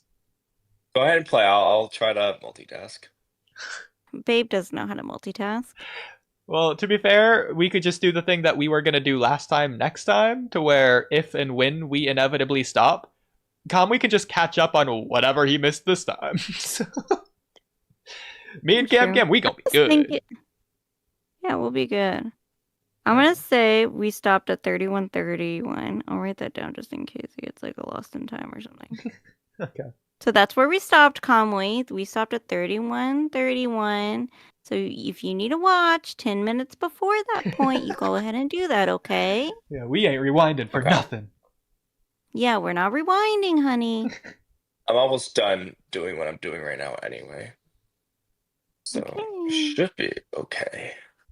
I don't even know how there's so many duplicate photos apparently, but I'm merging them all together. Because apparently that happened. Man, thank goodness Conway chose now of all times to do this. Yeah, right. I saw it, and so it happened. One thing led to the other, just like Eren genociding the world, Conway. Yeah, Conway. Stay on task. Well, one thing did lead to another. Man, Conway's just like Eren. Okay. Well, I don't know Not about even quite, just like, okay, I'm not doing that. Okay. Okay. So we get to continue? We're great to continue. Okay. So many people. Only a truly heartless bastard could do such a thing. Annie. We're not the ones who brought civilians into this. I saw it myself. Back when you attacked our home in Shiganshina, women, children, mothers and fathers, and even babies were mercilessly crushed or eaten. It didn't matter how much they pleaded, or screamed, or kicked, or ran. They were all killed. And none of them deserved it. They were all innocent. They were just unfortunate. The sound effects here took the longest time. into Okay, this pause it. world in Okay, the line of your so crossfire. and go back like 5 seconds. Okay, so I don't know if you guys ever noticed this. Maybe you did. At least I did until recently. So the kid in the foreground there that gets crushed, that's Armin's bully. This dude in the red shirt? No, the dude in front of him. This- Yeah, that's Armin's bully. That's one of Oh. the 3. Did you ever notice that? Oh. He just gets a boosh. Well, He gets Don't be Really rude. pay obliterated. attention, especially since in this particular still frame is blurry as can be. I never Well, noticed. this one in particular. The other 2 in the background might be the other bullies, or the I think they are. I think Red Shirt Kid is one of the others. yeah, the dude that got crushed by like the watchtower thing like 5 seconds before this, I think might also be someone, but I don't know. Maybe not. Maybe just NPC. But yeah, again, this part of the thing episode, the past like 5 minutes up through here took like the by far the longest with the sound effects. It's so much with like the Berserker Titan going after Annie and then Colossal Titan kicking down the wall and all the debris falling and stuff. I will say, and Mystic Iceman laughed at this for like 5 minutes straight and he had to rewind it when he was reacting to this. I added a sound effect for the bully just to make it more enunciated, and it's kind of hilarious. Yeah, I thought I heard. I thought I heard that. It was going, or like a Let me splat. hear it again. Yeah, there's no Okay. sound effect in the original. They were just unfortunate. Oh, it's a ooh. A big oof. Do it again. Do it again so it's not so sudden. Them deserved it. They were all innocent. They were just unfortunate enough. Did you hear it? Oh. It's so good, bro. I love it. Who did the ooh? It's just the stock sound effect. Oh, okay. I was like, did you make one of the voice actors do that? Did pretty well. Just wondering if he took a sound from somewhere else in the anime where somebody is going, oh, like imagine Armin does it or something, and then put it there. I got a lot of the voice actors to do a lot of like ad libs for like a kind of thing. But stuff like this I didn't get them to do. So, especially that's especially important later on when I guess this isn't a spoiler, but like John beats up Reiner in this too, just for a different reason. But like I use sound effects that are like stock there as well, which you'll probably be able to notice. But yeah, sounds pretty good. Okay. Yeah. That's pretty cute. I mean, it's not cute, but it's like it's cute that you added that sound effect. But it's Oh, not thank cute you. that the bully got slammed It's by cute a that the bully ball. got slammed. He got what he deserved. You're right, Cam. That's not cute. That's downright beautiful. Shut up. That's the beauty in this world that Armin was talking about. Okay, you psychopath. To be born into this world in the line of your crossfire as you transformed our small peaceful world into a sudden survival of the fittest. Eren once told us your kind fed one of our own to the dogs. The sister of Eren's father. An innocent little girl. That's the sick, demented kind of shit your people do to good people. In comparison, at least Eren's making it quick. They aren't suffering. They aren't being eaten alive. Okay, I don't know if we can compare one death to another. I don't know if one death is better than the other death. Well, I think one death is definitely better than the other death. Or one killing is better than another killing. Both acts are atrocious. Yeah, Know but what I I mean? still think one is worse than the other. Yeah, like Cam, are you saying you would rather, or you wouldn't care between the two? Like, if you got to choose be eaten alive by a dog and having an insta-death stomp, you're choosing, oh yeah, I don't care, you choose for me. I would just rather live. Yeah, I'd choose the dog so I'd fight it. Yeah, okay, well in this case it's like you're like there is no fighting it in this hypothetical. God is asking you which one you want. I'll pull in Eren, Okay. and I'll just rip my hands out of the chains. Whatever. Okay. Like one's definitely worse than the other though. But I do a lot of dog stuff with this, so get ready for the next like 20 minutes of dog. It's not actually, but you know, cuts back and forth. I maybe have a couple more minutes left of me because I'm getting kind of tired. So I don't know if we want to stop now or. I'm starting to get awake again. Of course. You got his second wind. Oh god. You know what, Cam? Maybe you'll get yours. Maybe. We'll see. Doesn't matter to you, does it? I have been up since like 7 this morning. There was You no have 5 more hours to go. no matter how hard they begged for it, no matter who they were. Like you said, countless men, women, children, and even babies, fed to dogs or titans, crushed to death or snapped in half or stomped on. At this point, it doesn't matter how they died. That violence is continuing to this day, and on a bigger scale than it ever was before. We don't have to understand it. All we can do is try to play our part in stopping it from growing any larger than it already is. That's kind of Cam's At this perspective. point, Quality or quantity over quality in this case. And that is my perspective. Is Yeah. like we need to harm reduce. Okay, would you say that you are Commander McGath? Yeah, the person you hate? I think he's being reasonable in this one statement. We, as a society, we need to harm reduce. But Cam, he's being reasonable because he agrees with you? Yes. Okay. Let's get that out. Yes. My point's the best point. Thank you very much. Yes. Always harm reduce. Like, okay, that's in the past. What do we do now to harm reduce? Okay, you have a chance to like stop Eren. All right, let's get on that flying boat. Let's go, baby. Let's go, baby. So by the way, this doesn't really look. Oh, never mind. You unpause it. I was gonna say the person in the background kind of looks like cleaning Levi, but not really. From growing You're gonna have to any pause in larger like than the it same already is. frame. At this point, Of course. that Oh, this perfect. person? Yeah. Kind of, but not really. Yeah. It's the outfit. Handkerchief on the Same head. hair. Yeah, a little bit. Similar. I bet that person's a clean freak. Well, they're dressed that's for the what we're job. fighting for. And being the cold-hearted realist that I am, I'm going to tell you right now that that's the best outcome we can ask for. So, if you want to have any kind of help at all, place your hope in that. You have no right to say you were scared. You crossed the line from the very beginning, let alone everything you've done since. You have no right to say who's going too far. If Grisha met those dogs who ate his sister, do you think he could ever turn his back to them? Even if those dogs begged for forgiveness, would he ever see them as innocent animals over ravenous, flesh-eating murderers who took his sister's life? If those dogs smiled or whimpered, Okay, the thing is, they're animals. They're animals doing animal things. It's the people. Well- You should. Okay, yeah, I'm gonna rag on you a little bit, Udi. You should have been like, it's the people controlling the animals. That Jean should have made his point. Well, across. maybe he will, but I feel like you should let the point finish. I think this might be the most Oh, yeah, interesting yeah. point, at least to me, in the entire episode.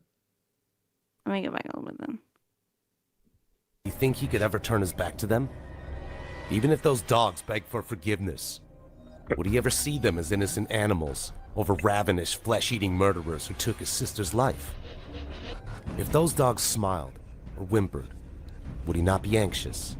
Or would he wonder why they couldn't have smiled when they were too busy eating his sister? Even if those dogs were asleep next to him, could he relax? Or would he be tempted to take the upper hand while they slept? If that's how he looks at those dogs, how would he treat the men who ordered those dogs to kill her?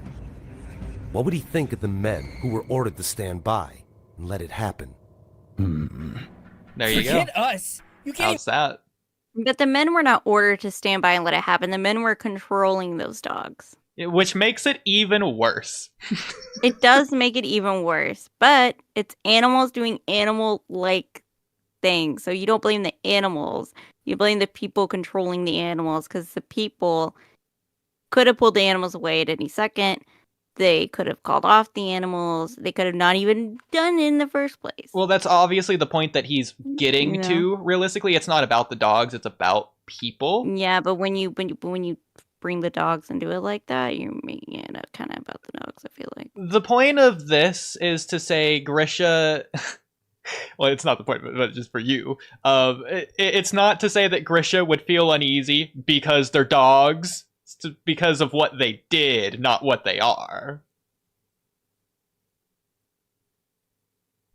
So, like, hypothetically, even though frickin' Shikamaru's dad forgave Nagato because Naruto told him to, if Nagato was just a permanent village resident and, like, was walking around as a free man, would Shikaku really just be able to treat him as a friend, or would he be, like, giving him the side eye? Be like, oh, that's the guy that, like, tried to kill us and my son.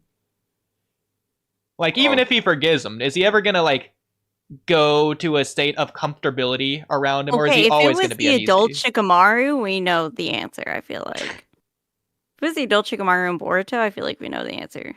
Shikamaru would be giving him the side eye. I think if we Shikaku, I think Shikaku would forgive him.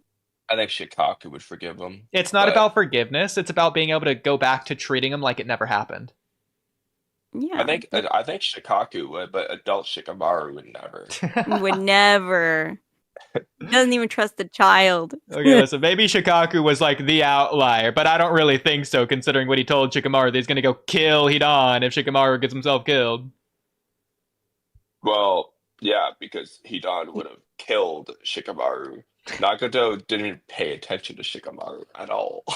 Listen, you're missing the point.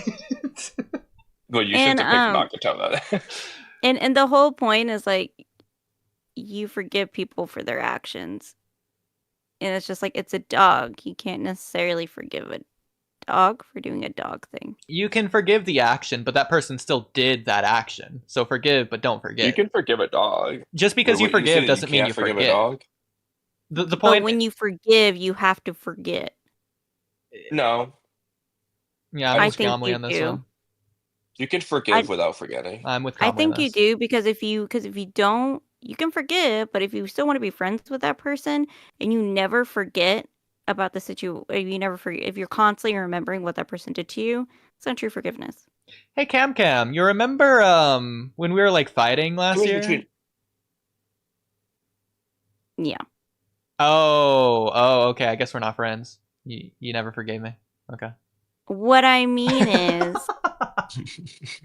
I that action or that fight is out of my mind. I don't bring it to my attention anymore, so I'm not. It doesn't mean you forgot it. Mad about it. Yeah, you just remembered.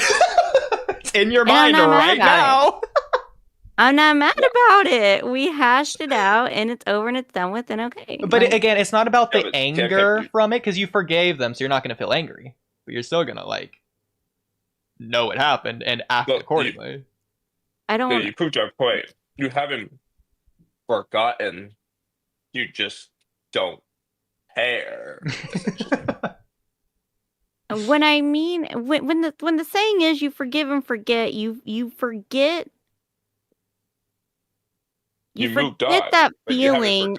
You forget that feeling of betrayal or anger or sadness, you let those feelings go and you forget But about them. there's a difference between letting them go and forgetting. Yeah. See, I don't think so. Because even if you say you let it go, it's going to Attack on stick Titan with you. disagrees. Yeah. Attack on Titan disagrees because Mikasa let go of Eren, but she never forgot him. That's the whole point of Attack on Titan. Everybody's too traumatized to forget about anything. But she let go of him.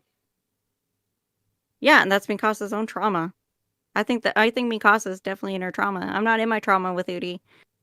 With Udi, It has nothing to do with what I. Let's throw that in there. That's nothing to do with what I just said, though. But my point is, you can let go, but still remember. Yeah, and I think if you do that, you're in your trauma. Mikasa's in her No. trauma, and I think when you forgive and but- forget, you are letting that trauma go. You're letting that traumatic experience go. But Cam, you remember fighting with Udi. So are you in trauma with Udi or not? No, I'm not in my trauma. But you Udi, haven't are we in forgotten. trauma? But you didn't forget. Cam, we are making trauma. So yeah, we're in trauma right now. I am traumatized. But Cam, you remember, which means you did not forget. Yeah, but those same feelings that I felt at the time are not coming Correct. into my You let go. consciousness. Correct, you let go, but you didn't forget the thing that happened. You're taking the forgive and forget saying too literally. Well, no, you said you can't forgive without forgetting. And we said, I disagree. You can remember. Then I don't think still you truly forget. are forgiving the person, is what I'm saying. But I feel like but then you haven't forgiveness forgiven Udi. for the person is different from forgiveness for yourself. Forgiveness is just for the person. It's just like mending that bridge.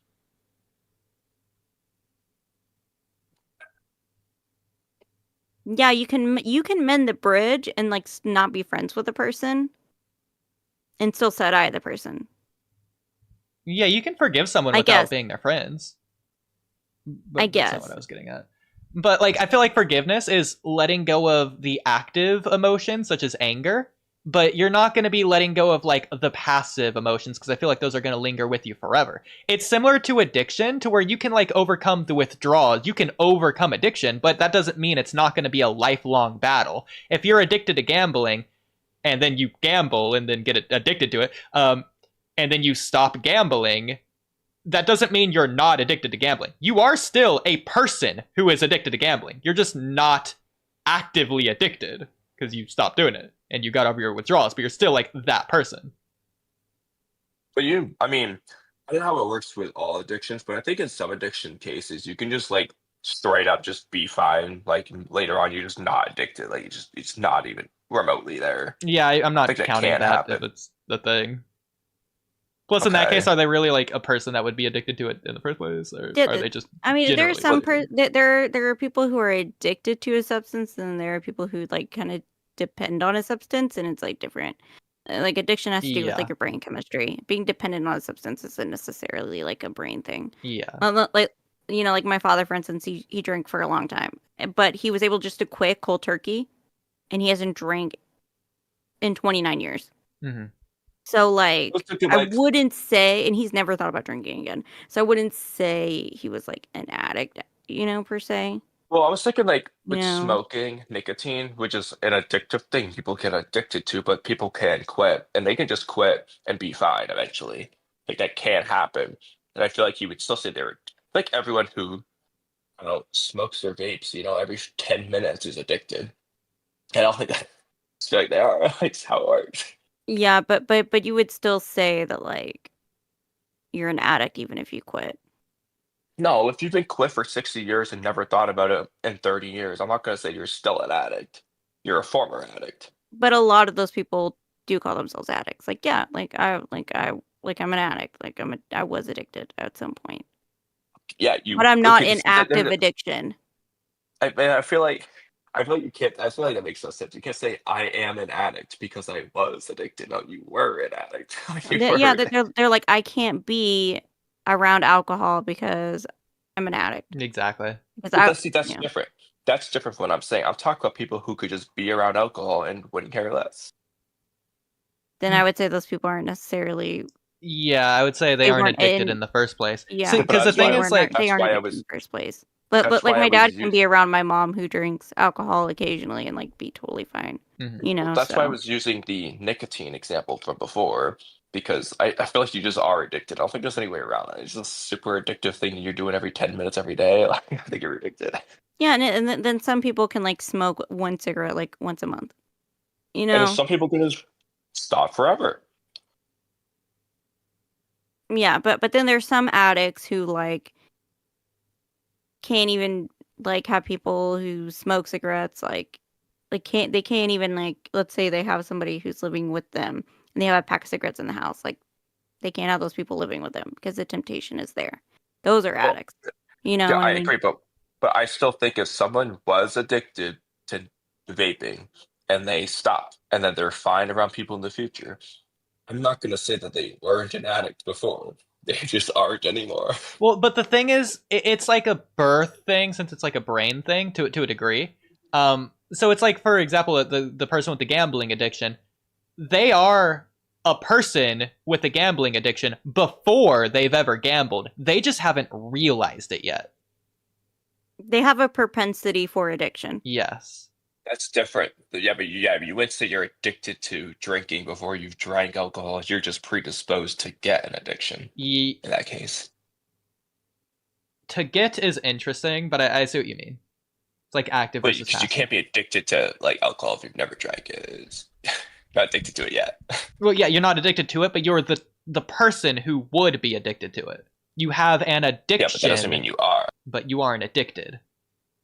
No, you don't have an addiction before you get the addiction. And You I think just the can easily get an addiction. I think like the clinical way they say it is like you have a propensity to be addicted, Sure. or Yeah. like or like people like I have bipolar disorder, so I am more likely to be addicted to substances. That Yeah. doesn't mean like they don't say like clinically they don't say like, oh, so you are addicted to these substances, because I've never tried Mhm. like Yeah, I'm not gonna say you're those addicted to drugs. meth if you've never even No. had it. Yeah. So like clinically they don't say that. They just say like you have a propensity to like be addicted. Have the potential to be addicted. Yeah.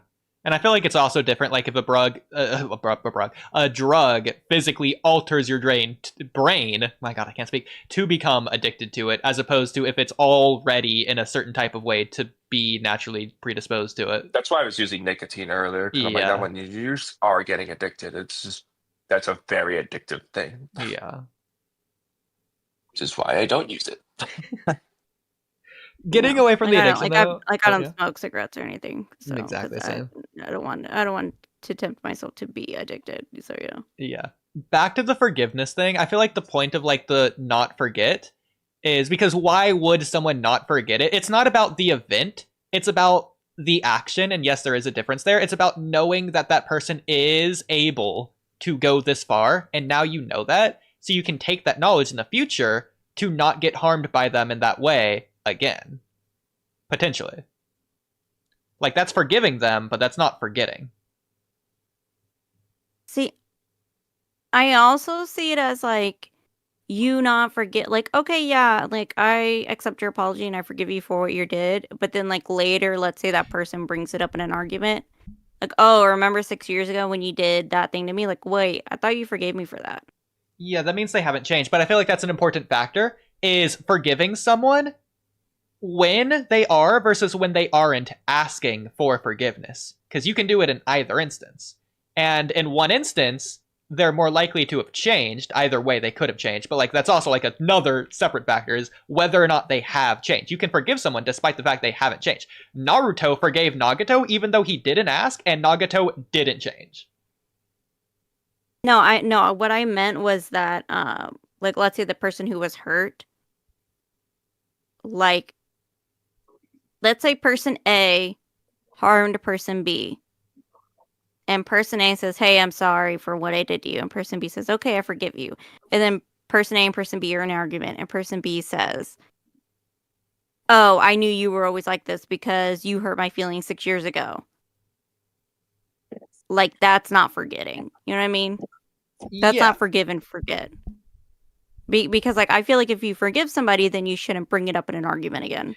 I feel You know like what I that's a mean? little bit 'Cause it's different like- though, because you're using that to say that the person using it against them, is that right? Would be surprised. Like if they're using it against you, that you'd be surprised if they did that because you thought they had changed and that they wouldn't do that again.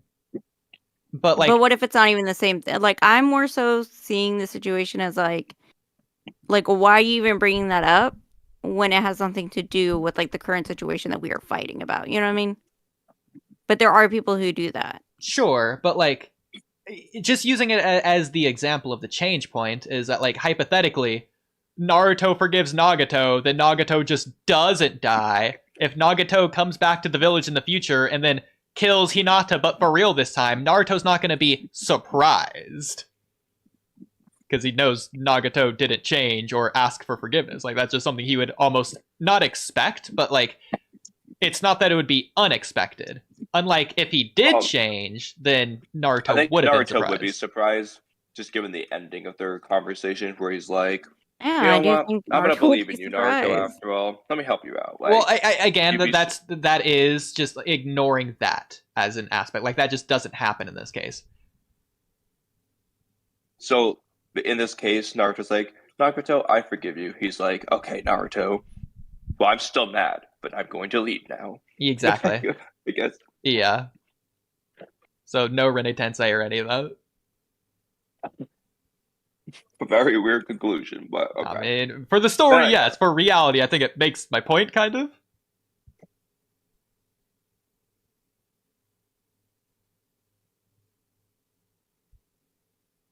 I mean, I think so.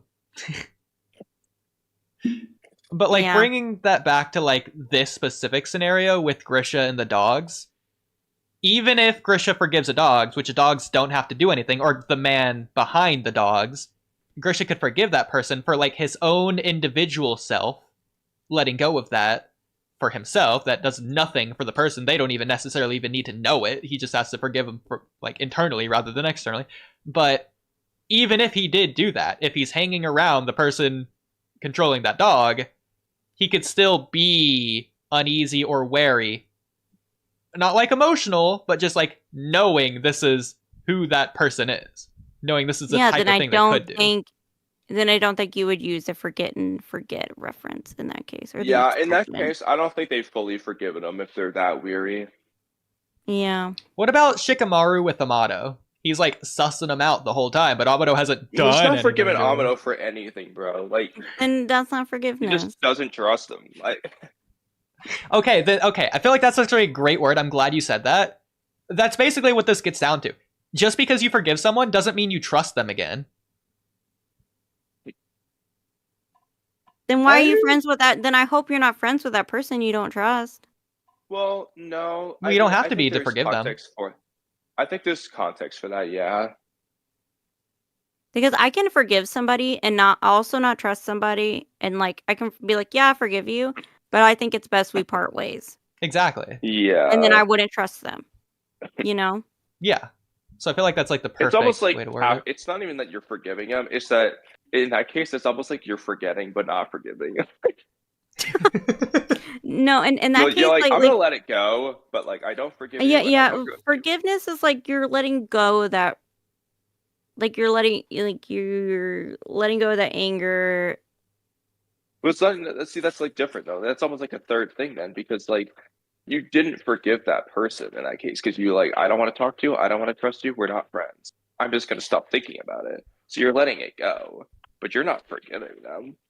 To be fair, I do think there's layers to forgiveness. Like there's different levels. I don't think I would even call that forgiveness at that point. I don't know.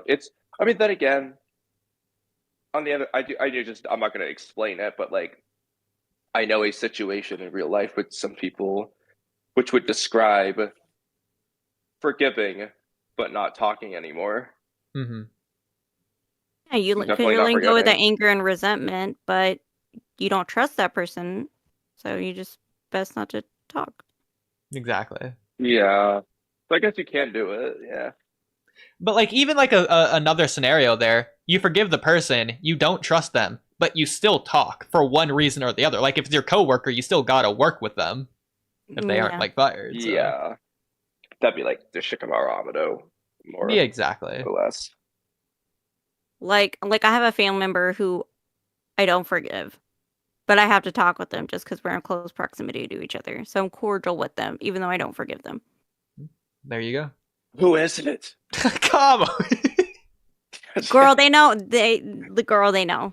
They know. Okay. It's not Felicia. It's not Felicia. I love Felicia. Okay. I don't need to forgive her because she hasn't done anything to me. Okay. It's gonna be us after this, come. It's gonna be y'all. I'm gonna have to forgive and not forget. She's never gonna trust us again. Would never not forgive me. I mean, I haven't forgiven you for not letting me see Max. But Capcom, I made a whole. I'm still holding on to that anger and resentment, actually.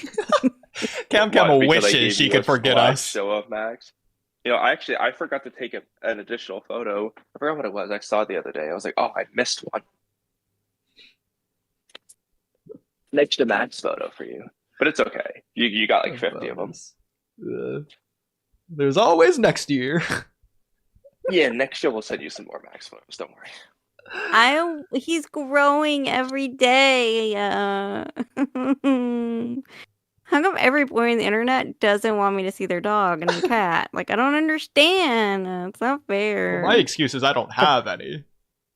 Yeah. Conway just likes to torture me. I think Lemon's in the same boat, honestly.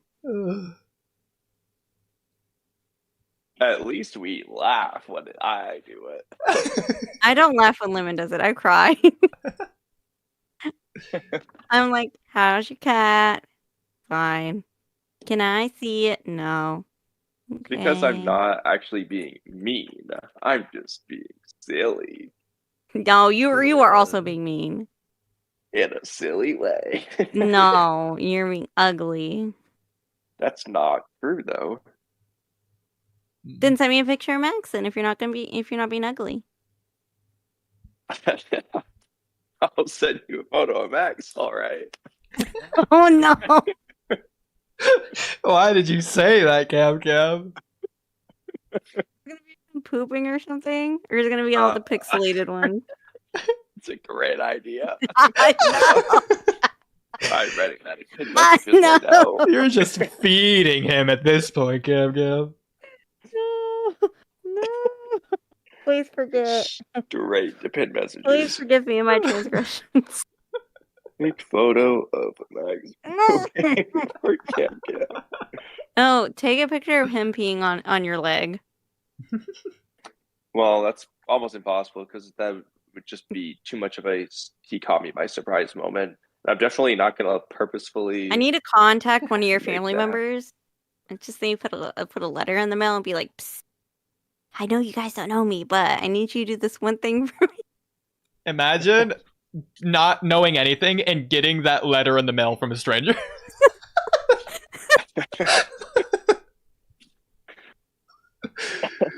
Please mail it to this address. Thanks.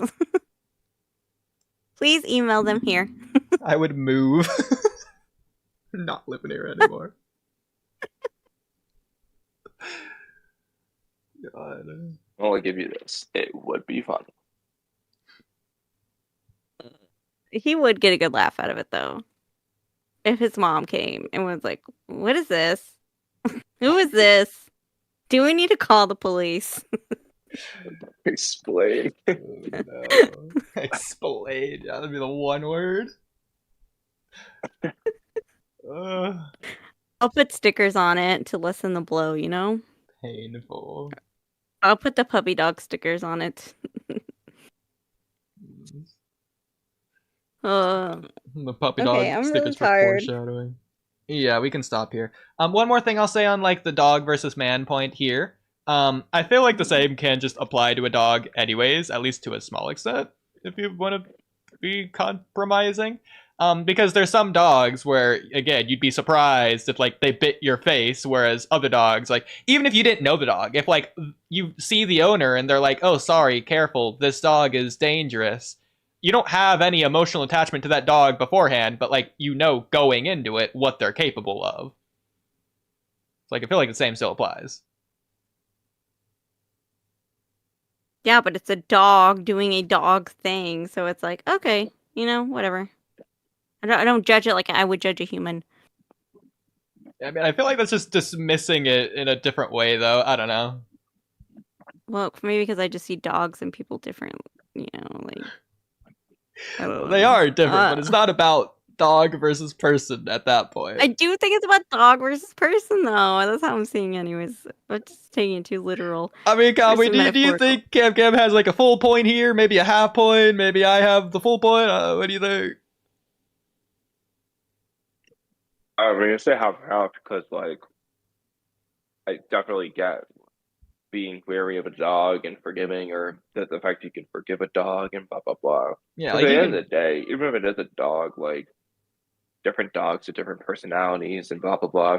So whether it's from birth or just the way they are, or how they're trained, but you can still forgive a dog. Like for example, I've forgiven Max for peeing, even if I hate it.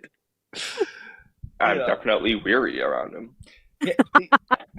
He definitely side-eye him when he enters his home.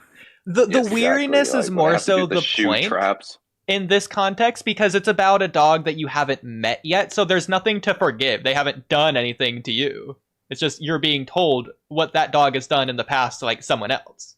So you'd be weary about the dog. You wouldn't have forgiven them, but you don't not forgive them because there's no forgiveness in the first place.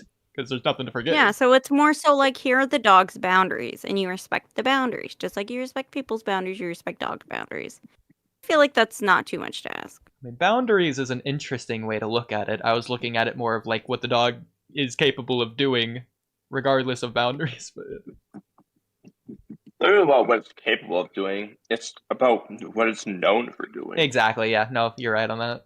So yeah. Yeah, like here, like the dog doesn't like men, or the dog doesn't like or the dog will probably nip at you if you touch its ears, or if you come up from behind it.